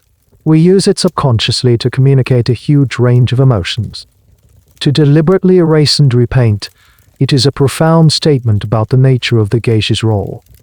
It is a commitment to suppressing natural, spontaneous emotion in favor of a curated, artistic expression. The academic debate often frames this within the context of the body as a text. In this view, the maker's body is literally being written upon with the codes and symbols of her profession. The shaved and painted eyebrows are a clear sentence in that text. One that reads, "I am a performer. My emotions are not my own, they are part of the art I create for you." It's a surrender of personal expression to professional identity. You spend the rest of the day acutely aware of your naked brow bone. You feel exposed, unfinished. You catch your reflection and are startled each time by the blank, placid face staring back. The painted brows feel like delicate, foreign objects that might smudge or wipe away. You are also learning the practical difficulties. When you sweat, you have to be incredibly careful not to let a bead of moisture run down your forehead and streak the delicate artwork. You learn to pat your brow with a delicate, absorbent paper, a gesture you see the senior geisha perform with unconscious grace. This final step completes the mask. Your true face is now completely hidden. Your skin is gone. Your lips are gone. And now your eyebrows are gone. In their place is a perfect, stylized, and emotionally muted work of art. The person you were is now so deeply buried under layers of powder, paint, and symbolism that you can barely remember her yourself. You are a maker, or rather, you are wearing the costume of one. You look in the mirror and see the finished product. She is beautiful. She is serene. She is a complete stranger, and she looks, you think with a chill, terribly sad, even when she is smiling.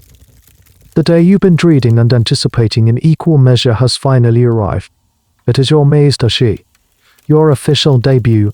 You will be formally introduced to the karyūkai as a new maker. This is your first real appearance in a tea house. Your first time in front of actual clients. The pressure is suffocating. The preparations take hours, even longer than usual. You are dressed in a magnificent, brand new fur-sewed kimono, the cost of which has been ceremoniously added to your debt. It is a masterpiece of black silk, adorned with auspicious symbols. You are also wearing a special set of kanzashi, including the silver, fan-shaped ornaments called barabara that dangle in front of your temples. Everything is symbolic. Everything is heavy. Your makeup is applied with ceremonial precision by your one-isan and the oka-san. Today, a special ritual is performed. 3 stripes of white oshiro are painted on the nape of your neck, instead of the usual 2. A unique mark just for this day. It signifies your newness, your formal entry into the world. Once you are fully assembled a living doll of silk, wax, and paint, the rituals begin. You and your one-isan, who is now your official mentor, must visit all the important establishments in your geisha district. The hanamoki, you visit other okiya, the tea houses ochaya, and the local offices that manage the affairs of the karyūkai. At each stop, you perform a series of ritual bows and exchange formal greetings. You don't speak much. You are a beautiful object on display. Your one-isan does the talking, formally presenting you as the newest sister of your okiya. The real test comes in the evening. You are taken to a tea house for your first ozaishiki. You have rehearsed this moment 100 times in your mind. But reality is a terrifying sensory overload. You slide open the door to the private room, and all eyes turn to you. The room is filled with men. They are wealthy, powerful patrons of the arts. They are laughing and talking, their faces flushed from sight. The air is thick with the smell of expensive food, tobacco, and perfume. It's warm and loud, and you feel a wave of dizziness. You perform the 3 bows you have practiced endlessly, sinking to your knees in a fluid motion that your aching thighs barely manage. Your heart is pounding so hard you can feel it in your ears. A frantic drumbeat under the polite music of the shamisen being played by a senior geiko in the corner. You are introduced. Your new name is spoken, and you have to offer a small, rehearsed greeting. Your voice comes out as a squeak. You feel your face flush with heat under the thick white makeup. A secret shame no one can see. Your job tonight is simple, yet impossible. Sit quietly, look beautiful, and do not make a single mistake. You pour sake for the guests, a task that requires a steady hand you do not possess. Your hand trembles as you hold the small ceramic flask, and you nearly overfill a cup. One of the guests, an older man with kind eyes, steadies your hand with his own.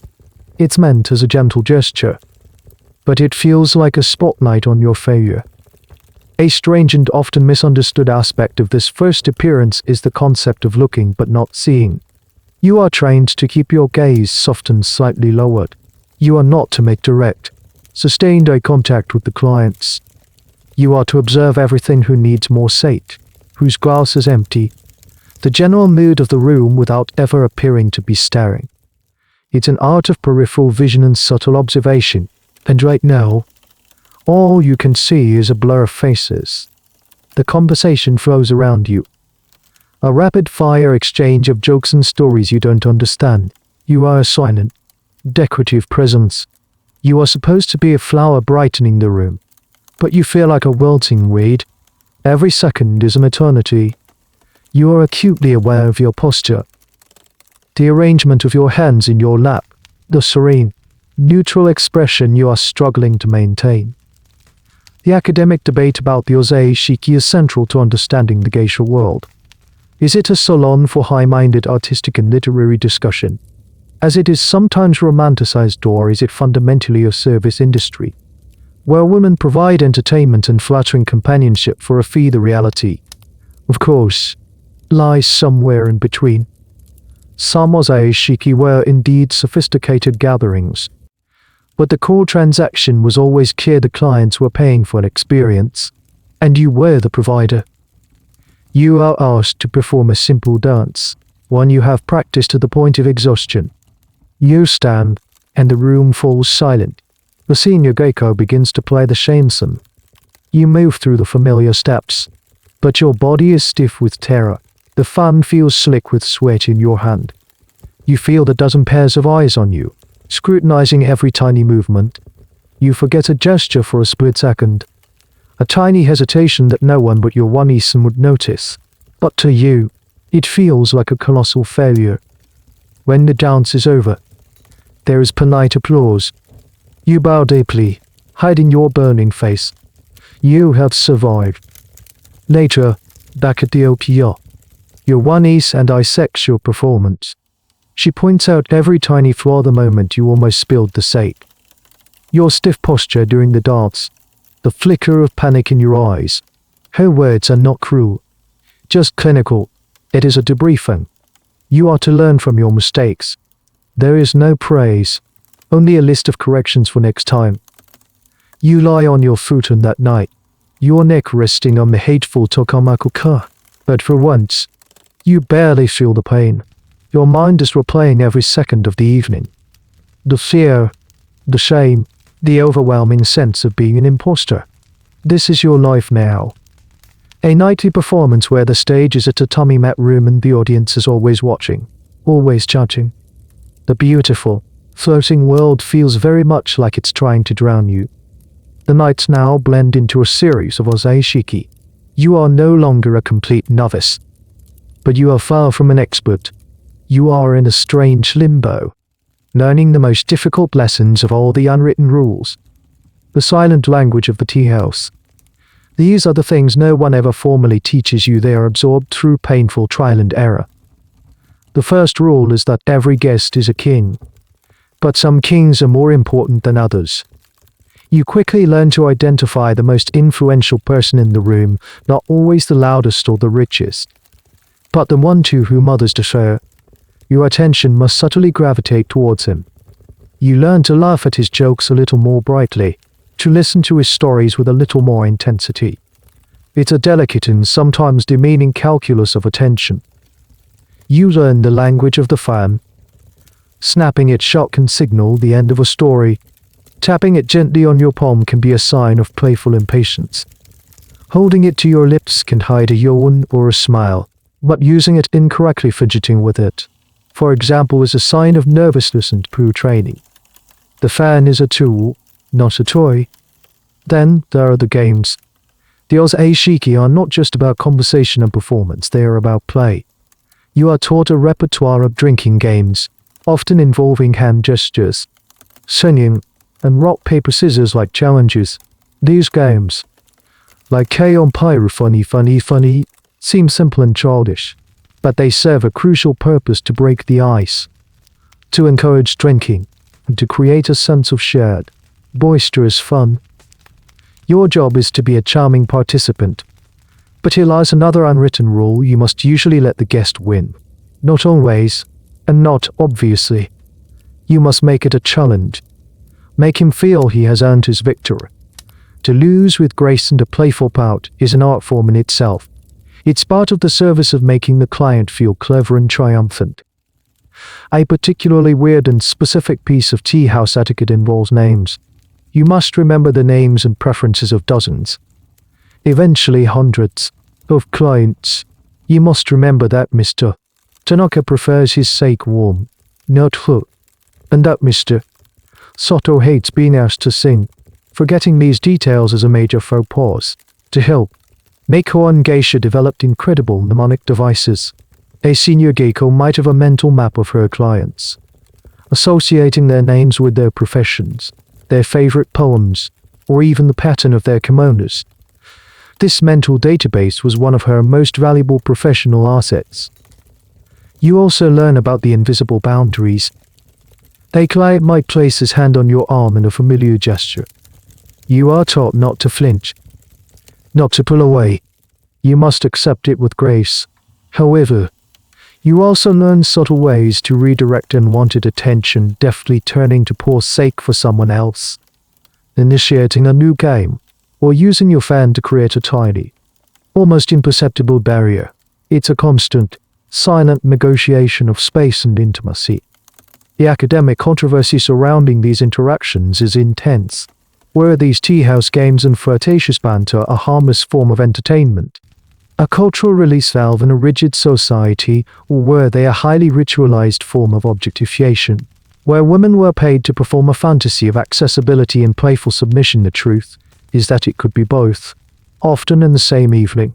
For the geisha, it was a job, and navigating these complex interactions with professionalism and detachment was the core of her skill. One night, you make a mistake. A guest, flushed with sake, tells a joke that is crude and not particularly funny. In a moment of genuine, unprofessional honesty, you fail to laugh. You just smile politely. The silence hangs in the air for a second too long. The man's face darkens. The mood of the room shifts. Your wani-san swoops in instantly, making a light-hearted comment that smooths over the awkwardness. But the damage is done. You have failed to uphold the fantasy. You have reminded the guest that you are not just a charming doll, but a person with your own judgment. The lecture you receive from the Oka-san later is quiet and devastating. It is not your place to judge the humor of our guests. She says, her voice like ice. It is your place to create harmony. You are paid for the harmony, nothing else. That night, you lie awake, the words ringing in your ears. You are paid for the harmony. It's a simple, brutal summary of your entire existence. Your purpose is not to be an artist, a dancer, or a musician.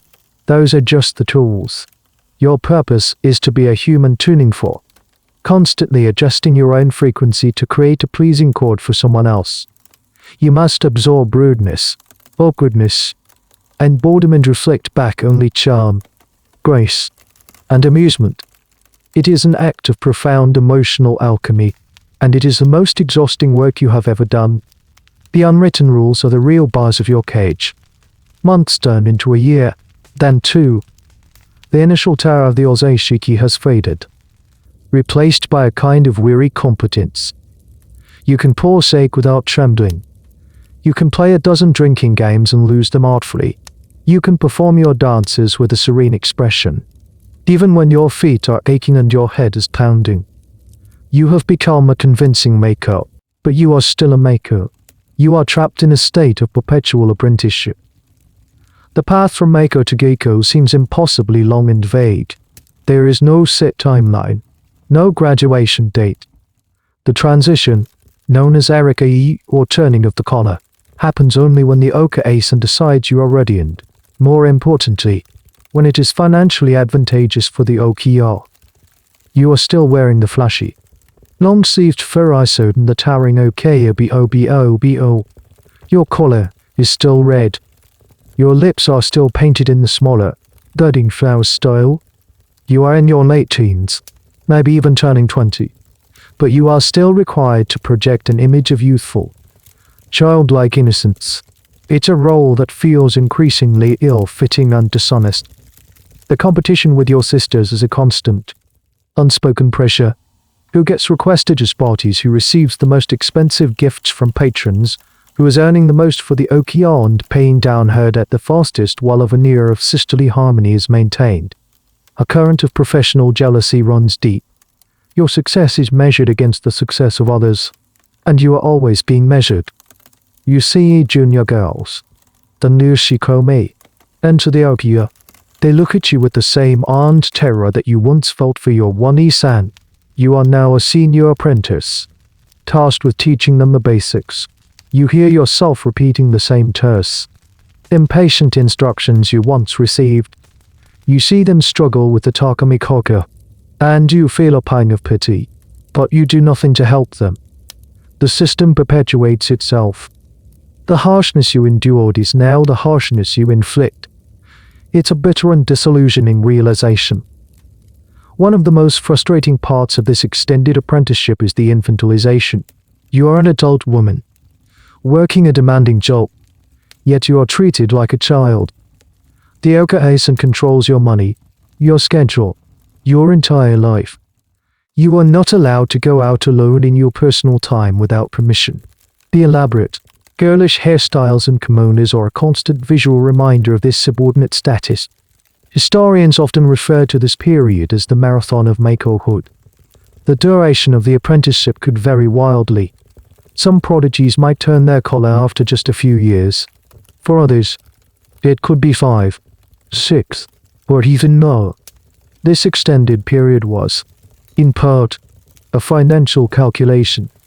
A popular Naito, with her dazzling and exotic appearance, was a huge draw for clients and a major source of income for the okiya.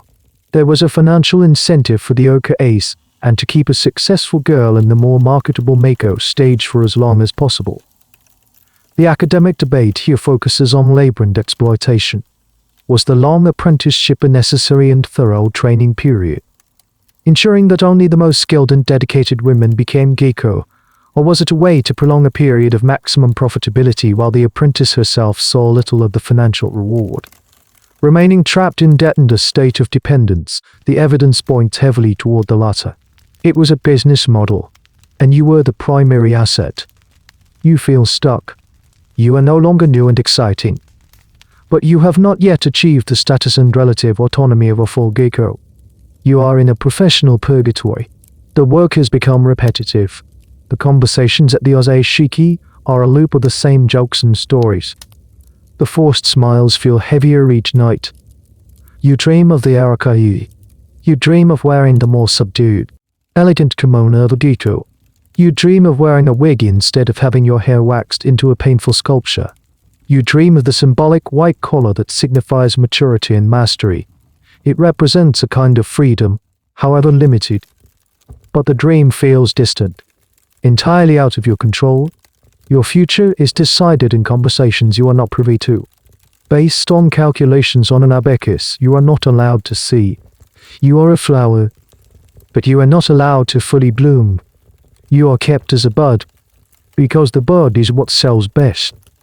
The beautiful, floating world has become a gilded cage, and you are beginning to realize that the cage doesn't just confine you, it stops you from growing. Then, one day, it happens. The Okaisen summons you. She informs you, with no more ceremony than if she were discussing the weather, that your Karyūkai is scheduled. You're to become a geisha. A wave of emotions washes over you: disbelief, relief, and a surprising surge of terror. You have spent years working towards this goal, dreaming of this moment, but now that it's here, it feels like stepping off a cliff. The identity of the maker, as restrictive and painful as it was, has become familiar. You are about to shed that skin and become someone new, all over again. The karyūkai, or turning of the collar, is a ceremony rich with symbolism. It marks your graduation from apprentice to full-fledged artist. The preparations are intense and steeped in tradition. The most significant change is your hair. For the last time, use it for the kami while you are sent to have your own hair waxed and styled. This final hairstyle is a special one, worn only for a few days before the ceremony. It's called desu. It is elaborate, but in a way that signals a farewell to the girlishness of the maker. A notable feature is that a small lock of hair on the right side of the main chign is deliberately cut. This symbolic cutting represents your departure from the world of the apprentice. Then, a few days later, the asako style is taken down. Your hair is washed, finally free of the stiff, rancid wax. The relief is indescribable. You will never have to sleep on the tokamaka again. From now on, as a geisha, you will wear a wig, a highly stylized creation called a kitsura. It offers a kind of freedom, but it's also a new, heavy burden to bear. Another ritual of this period is oe-garo, the practice of teeth blackening. Historically, for Meiko Zerakai, she would blacken her teeth for the short period of the ceremony. This ancient custom, which symbolized beauty, maturity, and marital fidelity in other contexts, was for you another temporary, symbolic mask. You would paint your teeth with a foul-tasting iron-based lacquer. It was a visual shock, signifying a profound transition. The practice was largely phased out by the early 20th century, but its historical significance lingers. A lesser-known but crucial part of the karyūkai is the ceremonial changing of the kimono. You remove the brightly colored, long-sleeved fur isode of the maiko. In its place, you'd honor tamiso-de, a kimono with shorter sleeves and a more subdued, elegant pattern, usually only on the lower half. The colors are darker, more sophisticated. And then comes the pivotal moment, the turning of the collar. Your red and white embroidered maiko collar is removed. In its place, a pure, stark white collar, the yae, is attached to your underkimono. This is the ultimate symbol of your new status. White signifies purity, but in this context, it signifies maturity and professionalism. You are no longer a colorful, budding flower. You are the elegant, resilient willow. Your makeup changes too. The touches of red in your eyebrows are gone, replaced with solid black, and your lips for the first time. You are allowed to paint your full upper lip and most of your lower lip. It's a subtle change, but it transforms your face from girlishly innocent to womanly and composed.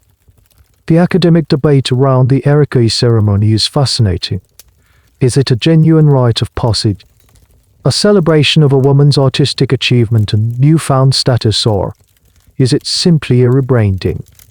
A strategic marketing move by the Okiya to present their product in a new package for a different segment of the market. The ceremony is deeply personal and meaningful for the woman herself, a real marker of her hard-won success. However, it's impossible to ignore the commercial implications. As a geisha, your billing rate increases. You are now a premium commodity. You look at yourself in the mirror. The transformation is complete. The woman staring back is a stranger, but a different kind of stranger than the maker was. This woman looks poised, self-possessed, and a little distant. The girlish air flipper Y is gone, replaced by a severe and powerful elegance. You look older, more formidable. You perform the same ritual visits around the Hanamaki as you did for your debut, but this time, the feeling is different. You are not a nervous child on display.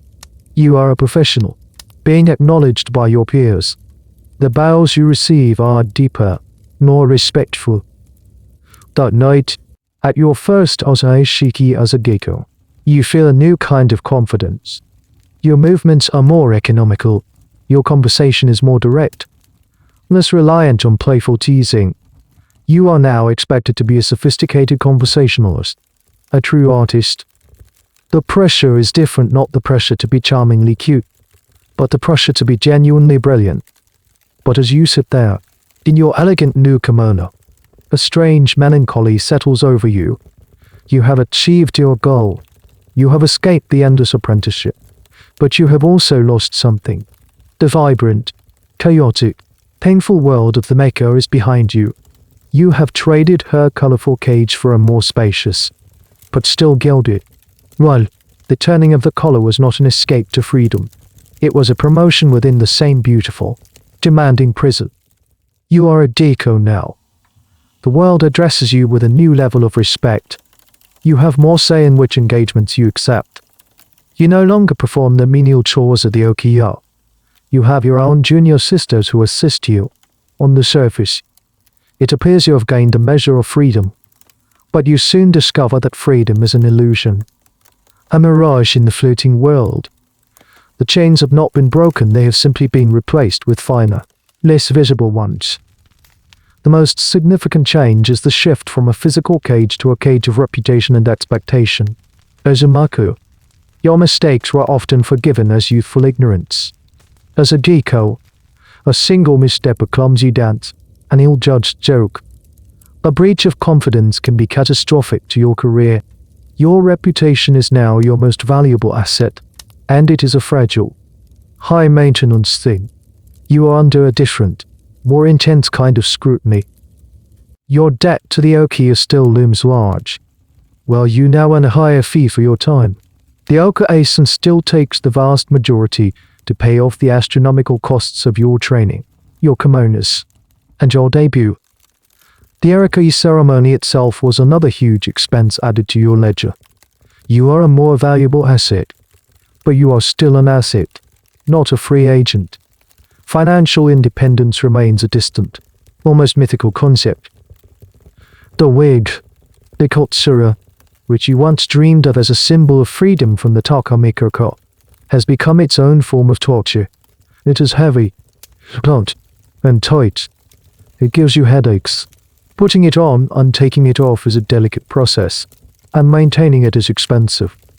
It's just a different kind of helmet, a different uniform that separates you from the normal world. Perhaps the most profound illusion of freedom is in your personal life. As a geiko, you are seen as a sophisticated, mature woman. Patrons may seek you out not just for your art, but for your companionship. This leads to the complex and often misunderstood institution of the dana.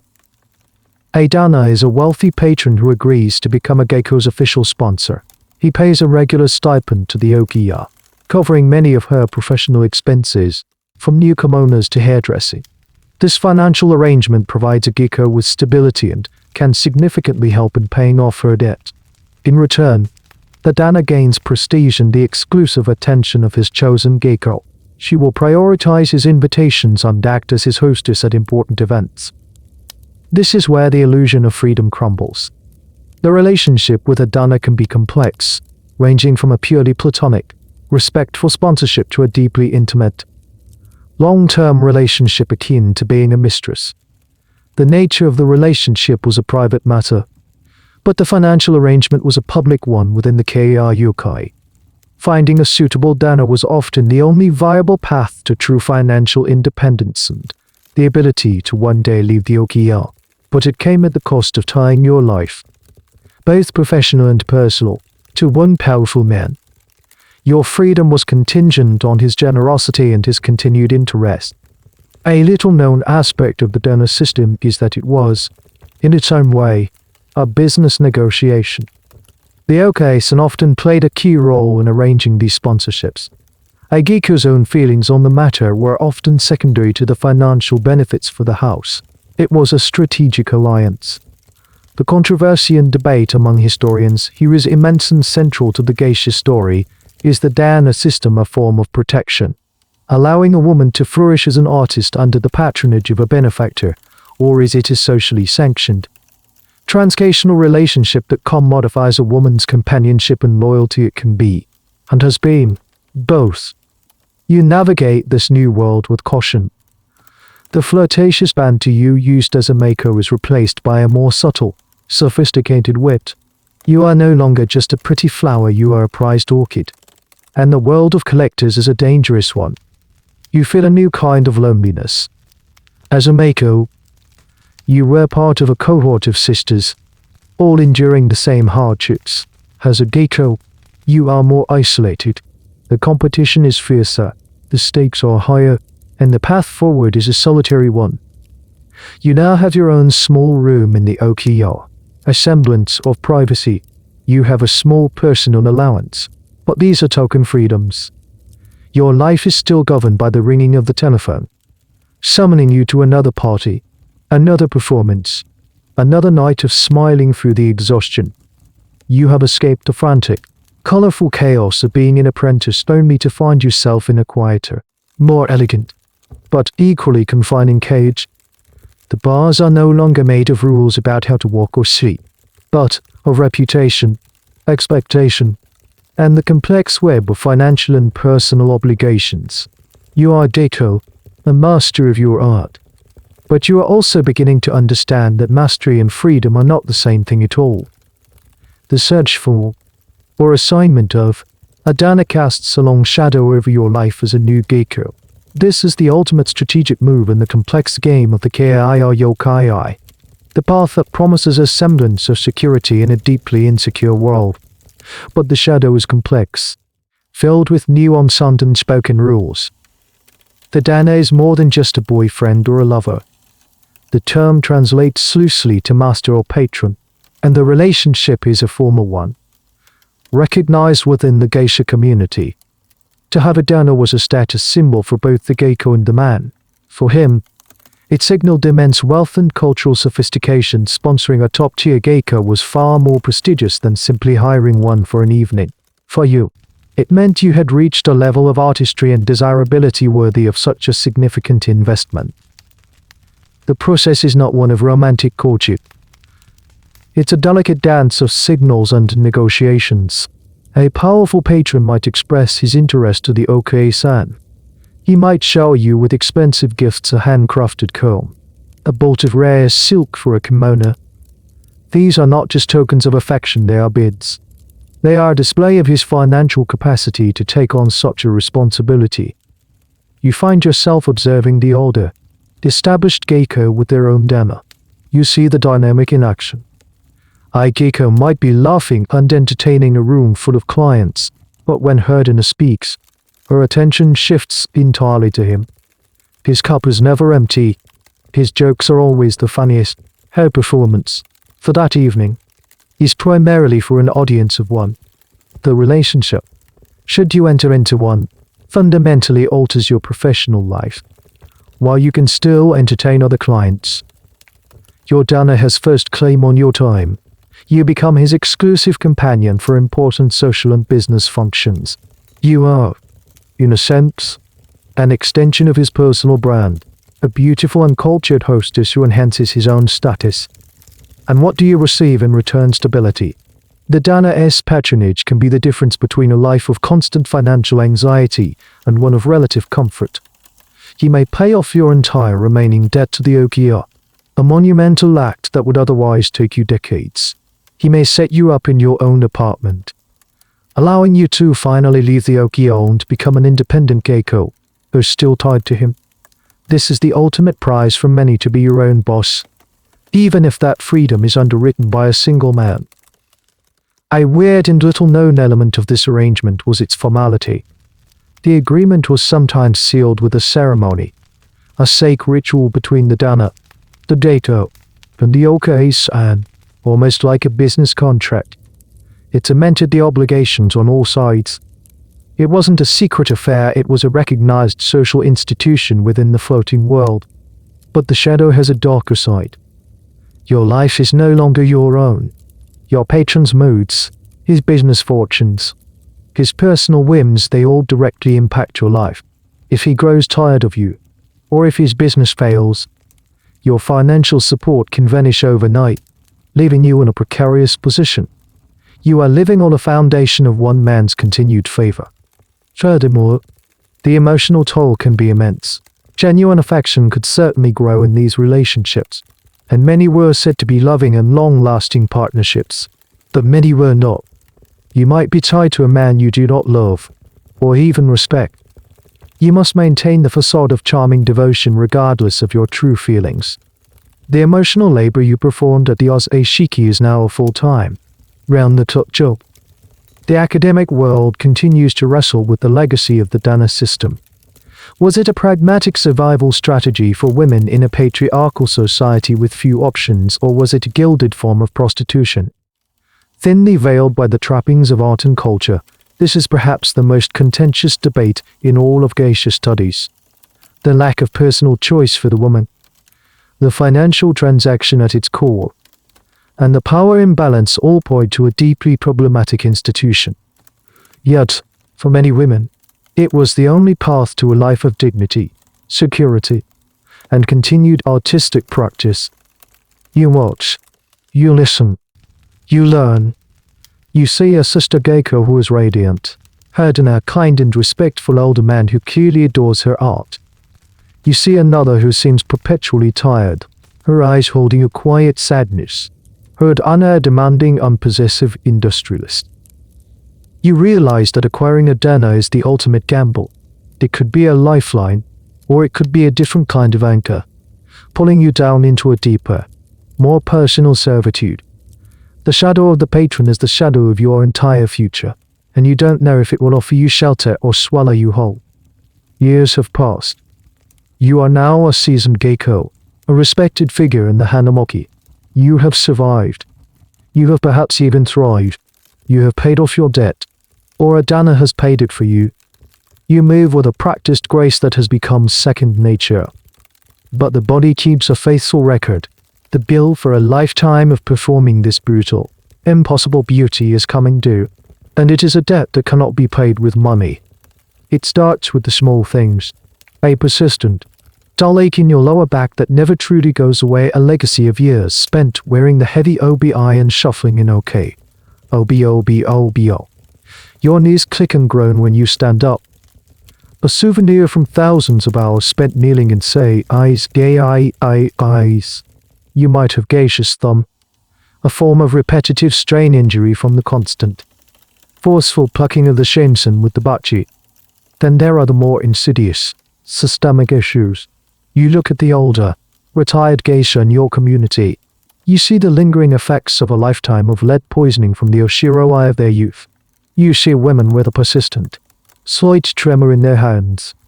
You hear them speak of chronic digestive problems, of a sadness of the bones that modern medicine would diagnose as neurological damage and early onset osteoporosis. Even though you belong to a generation that transitioned to safer, titanium-based makeup, you still see the ghosts of that poison in the generation before you. Your own skin, even with the safer makeup, has paid a price. Decades of applying and removing thick layers of foundation, night after night, has left it thin, sensitive, and prematurely aged. The face you see in the mirror in the morning, bare and unpainted, looks far older than your years. The mask has protected your identity, but it has worn away your own face. One of the most poignant and rarely discussed physical tolls was on the feet. The years spent crammed into the V-shaped straps of the Zorian Doke Obo lead to permanently misshapen feet, bunions, and hamatoes. The elegant, tiny steps of the geisha walk were paid for with a lifetime of foot pain. And old, retired geisha could often be identified not by her face, but by her caned, shuffling gait even in comfortable, modern shoes. Your sleep is permanently altered. Even though you no longer use the Tokami Korka, your body never fully unlearned the lesson of stillness. You might find you can only sleep in one position, on your bed, your neck still subconsciously protecting a phantom hairstyle. Deep, restorative sleep remains elusive. You are a chronic light sleeper, waking at the slightest sound, a habit honed by years of sleeping in a communal house and being on constant alert. The scholarly perspective on this is increasingly medical. Historians and medical anthropologists have begun to study the occupational hazards of the geisha profession, framing it not just as a cultural phenomenon but as a case study in how extreme physical and aesthetic demands can impact the human body over a lifetime. The debate is not whether the damage occurred, but to what extent it was normalized and accepted as part of the job. Was a geisha's chronic pain seen as a medical issue, or simply as a sign of her long and dedicated service to the arts? You notice the emotional toll as well. The constant performance of being serene, charming, and agreeable has taken its toll on your ability to feel and express your own genuine emotions. You are a master of the pleasant facade, but sometimes you feel hollowed out, a stranger to your own heart. The emotional labor has left you with a kind of permanent, low-grade exhaustion that no amount of rest can cure. You are a living repository of art and tradition. Your hands know 100 dances. Your mind holds 1,000 poems. But your body is a ledger of pain, each ache and stiffness an entry marking a price paid for that knowledge. The beauty standard was not just impossible, it was corrosive. It was a slow, steady erosion of your physical self. You look at your own hands, the knuckles slightly swollen, the fingers deft and strong from years of playing the shamisen. They are the hands of an artist. They are also the hands of a survivor. The body's bill has been paid in full, with the currency of your own well-being. You stand before your mirror, preparing for another evening's engagement. The ritual is so familiar it requires no thought. The application of the whiter shiro eye, the drawing of the black eyeliner, the painting of the red lips. But tonight, you pause. You look, really look, at the reflection. The face staring back at you is a masterpiece of artifice. It is the face of a geisha, a perfect, placid, and elegant mask that is recognized and admired throughout the Hanamoki. It is a face that has earned you a living, a reputation, and a life you could never have imagined as a hungry child. But it is not your face. A profound sense of dislocation settles over you. Who is the woman beneath the paint? You try to remember her. The girl with the sun-browned skin and the untamed eyebrows. The girl whose laugh was loud and uninhibited. She seems like a character from a story you read a long time ago. You have played this role for so long that the mask has started to fuse with your skin. You are a prisoner of the very beauty you have perfected.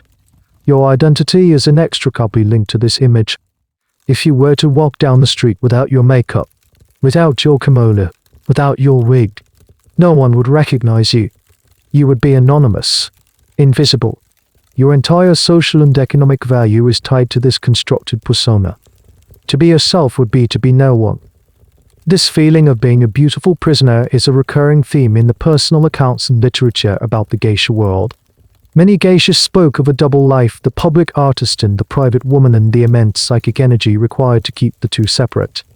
Some found a comfortable balance, treating the geisha persona as a professional uniform, but for others, the line became blurry, leading to a sense of alienation from their own true selves. You think about the physical constraints that have become your normal, the way you automatically adopt a shorter stride, even when you are not in a kimono, the way you hold your back in naturally straight, a posture carved by years of the OBI, the way you suppress a wide grin in favor of a small, demure smile. Your body has been disciplined into a permanent state of performance. You are a prisoner in your own skeleton. A strange, niche aspect of this confinement was the geisha dialect.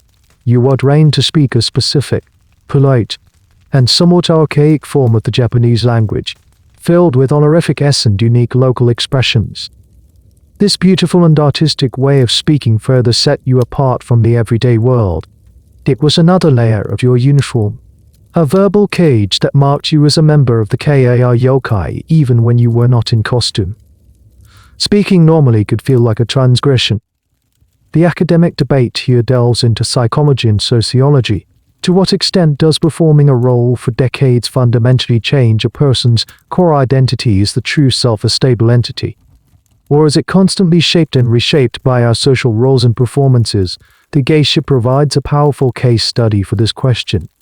Some scholars argue that the rigorous training and professional identity provided a strong, stable sense of self in a chaotic world. Others contend that it was a process of systematic erasure, replacing an authentic self with a marketable facsimile. You pick up the red brush to paint your lips. You are not just applying color, you are putting on your armor. The mask is your protection. It allows you to navigate the complexities of the Ozei-shiki, to deflect unwanted advances, to endure boredom and rudeness with a serene smile. It is the wall behind which your true self can hide, safe and untouched. But a fortress can also be a prison. Hiding behind the mask for so long has made you lonely. True intimacy, the act of being seen and accepted for who you truly are, is a terrifying and almost unthinkable prospect. Who would want the plain, tired woman beneath the paint when they could have the flawless, charming artist? You complete the final stroke of red on your lips. The geisha is ready. She is beautiful. She is perfect. And she is a complete fabrication. You look into her eyes in the mirror and you give a small, sad smile that doesn't reach them. You are the artist. And you are the canvas. But you are also the prisoner, trapped inside the exquisite frame of your own creation. The years continue to pass, as they always do. The world outside the hanamaki changes in ways you barely register. But inside your floating world, time is measured differently by the succession of seasons, the debut of new Mako, and the slow fading of familiar faces. Your own face, beneath the paint, begins to show the delicate map of a life lived. You are no longer the most sought-after geisha for the liveliest parties. That role now belongs to younger women. Their energy and novelty are a greater draw for a certain type of client. Your own patrons are older now, their tastes leaning more towards quiet conversation, a perfectly performed classical song, or a game of Go in a tranquil room. Your art has deepened, become more refined, but the market for it has shrunk. This is the inevitable, poignant autumn of a geisha's career. You watch as your sisters, the women you trained with, begin to disappear. One might marry a patron and leave the karyūkai entirely, a rare and often envied path. Another might use her savings and the help of a dana to open her own tea house or small bar, becoming an okasan in her own right, thus continuing the cycle. But for many, the future is less certain. What happens when a geisha can no longer work when her health fails? Her beauty fades, and her patrons have moved on or passed away. The system that nurtured and profited from her youth has no formal retirement plan. You might become a teacher. Many older, respected geisha transition to roles as instructors of dance or music, passing on their immense knowledge to the next generation of Mako. You would become one of the stern, formidable women who once terrified you. It is a position of honor and respect, but it is not a life of quiet rest. It's a continuation of your work, just on the other side of the room. You might also remain in the okiya as a kind of permanent, senior member. You would help the oka-asan with managing the house, dressing the younger girls, and providing a steadying, experienced presence.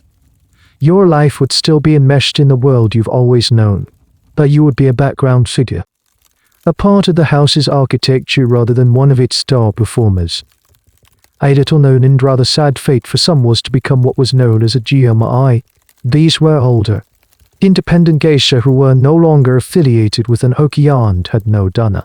They would wait for lower pay, last-minute calls to fill in at parties when no one else was available.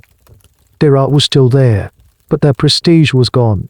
They were the ghosts of the hanamaki, reminders of a time when they were the toast of the town. The central, unresolved question that historians and sociologists ponder is this: did the geisha system ultimately honor and care for its elders? Or did it discard them once their commercial value had diminished? There is no single answer. The fate of a retired geisha depended heavily on her personal savings, her relationship with her ukiyo, the loyalty of her patrons, and a great deal of luck. For every respected teacher, there was a lonely GMI. You start to think about your own legacy. What will you leave behind? A collection of beautiful silk kimonos that no one else can wear, a reputation for a particular style of dance, the memory of your wit in the minds of men who are themselves growing old. It feels ephemeral, like a song that fades as soon as the last note is played. You look at the new Mako, their faces bright with a mixture of terror and hope. They are so young. They see you as an institution, a figure of immense authority and grace.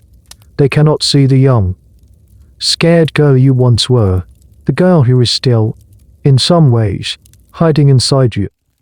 They are at the beginning of the path you are now nearing the end of. The portrait of your beauty, once so vibrant and sharp, is beginning to fade.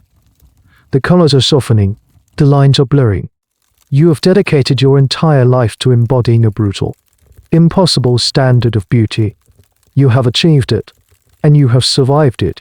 But as the twilight of your career approaches, you are faced with the final, terrifying question after a lifetime of being a beautiful illusion. What is real and what is left when the paint is gone for good? You are in your own small room, long after the last engagement of the night is over.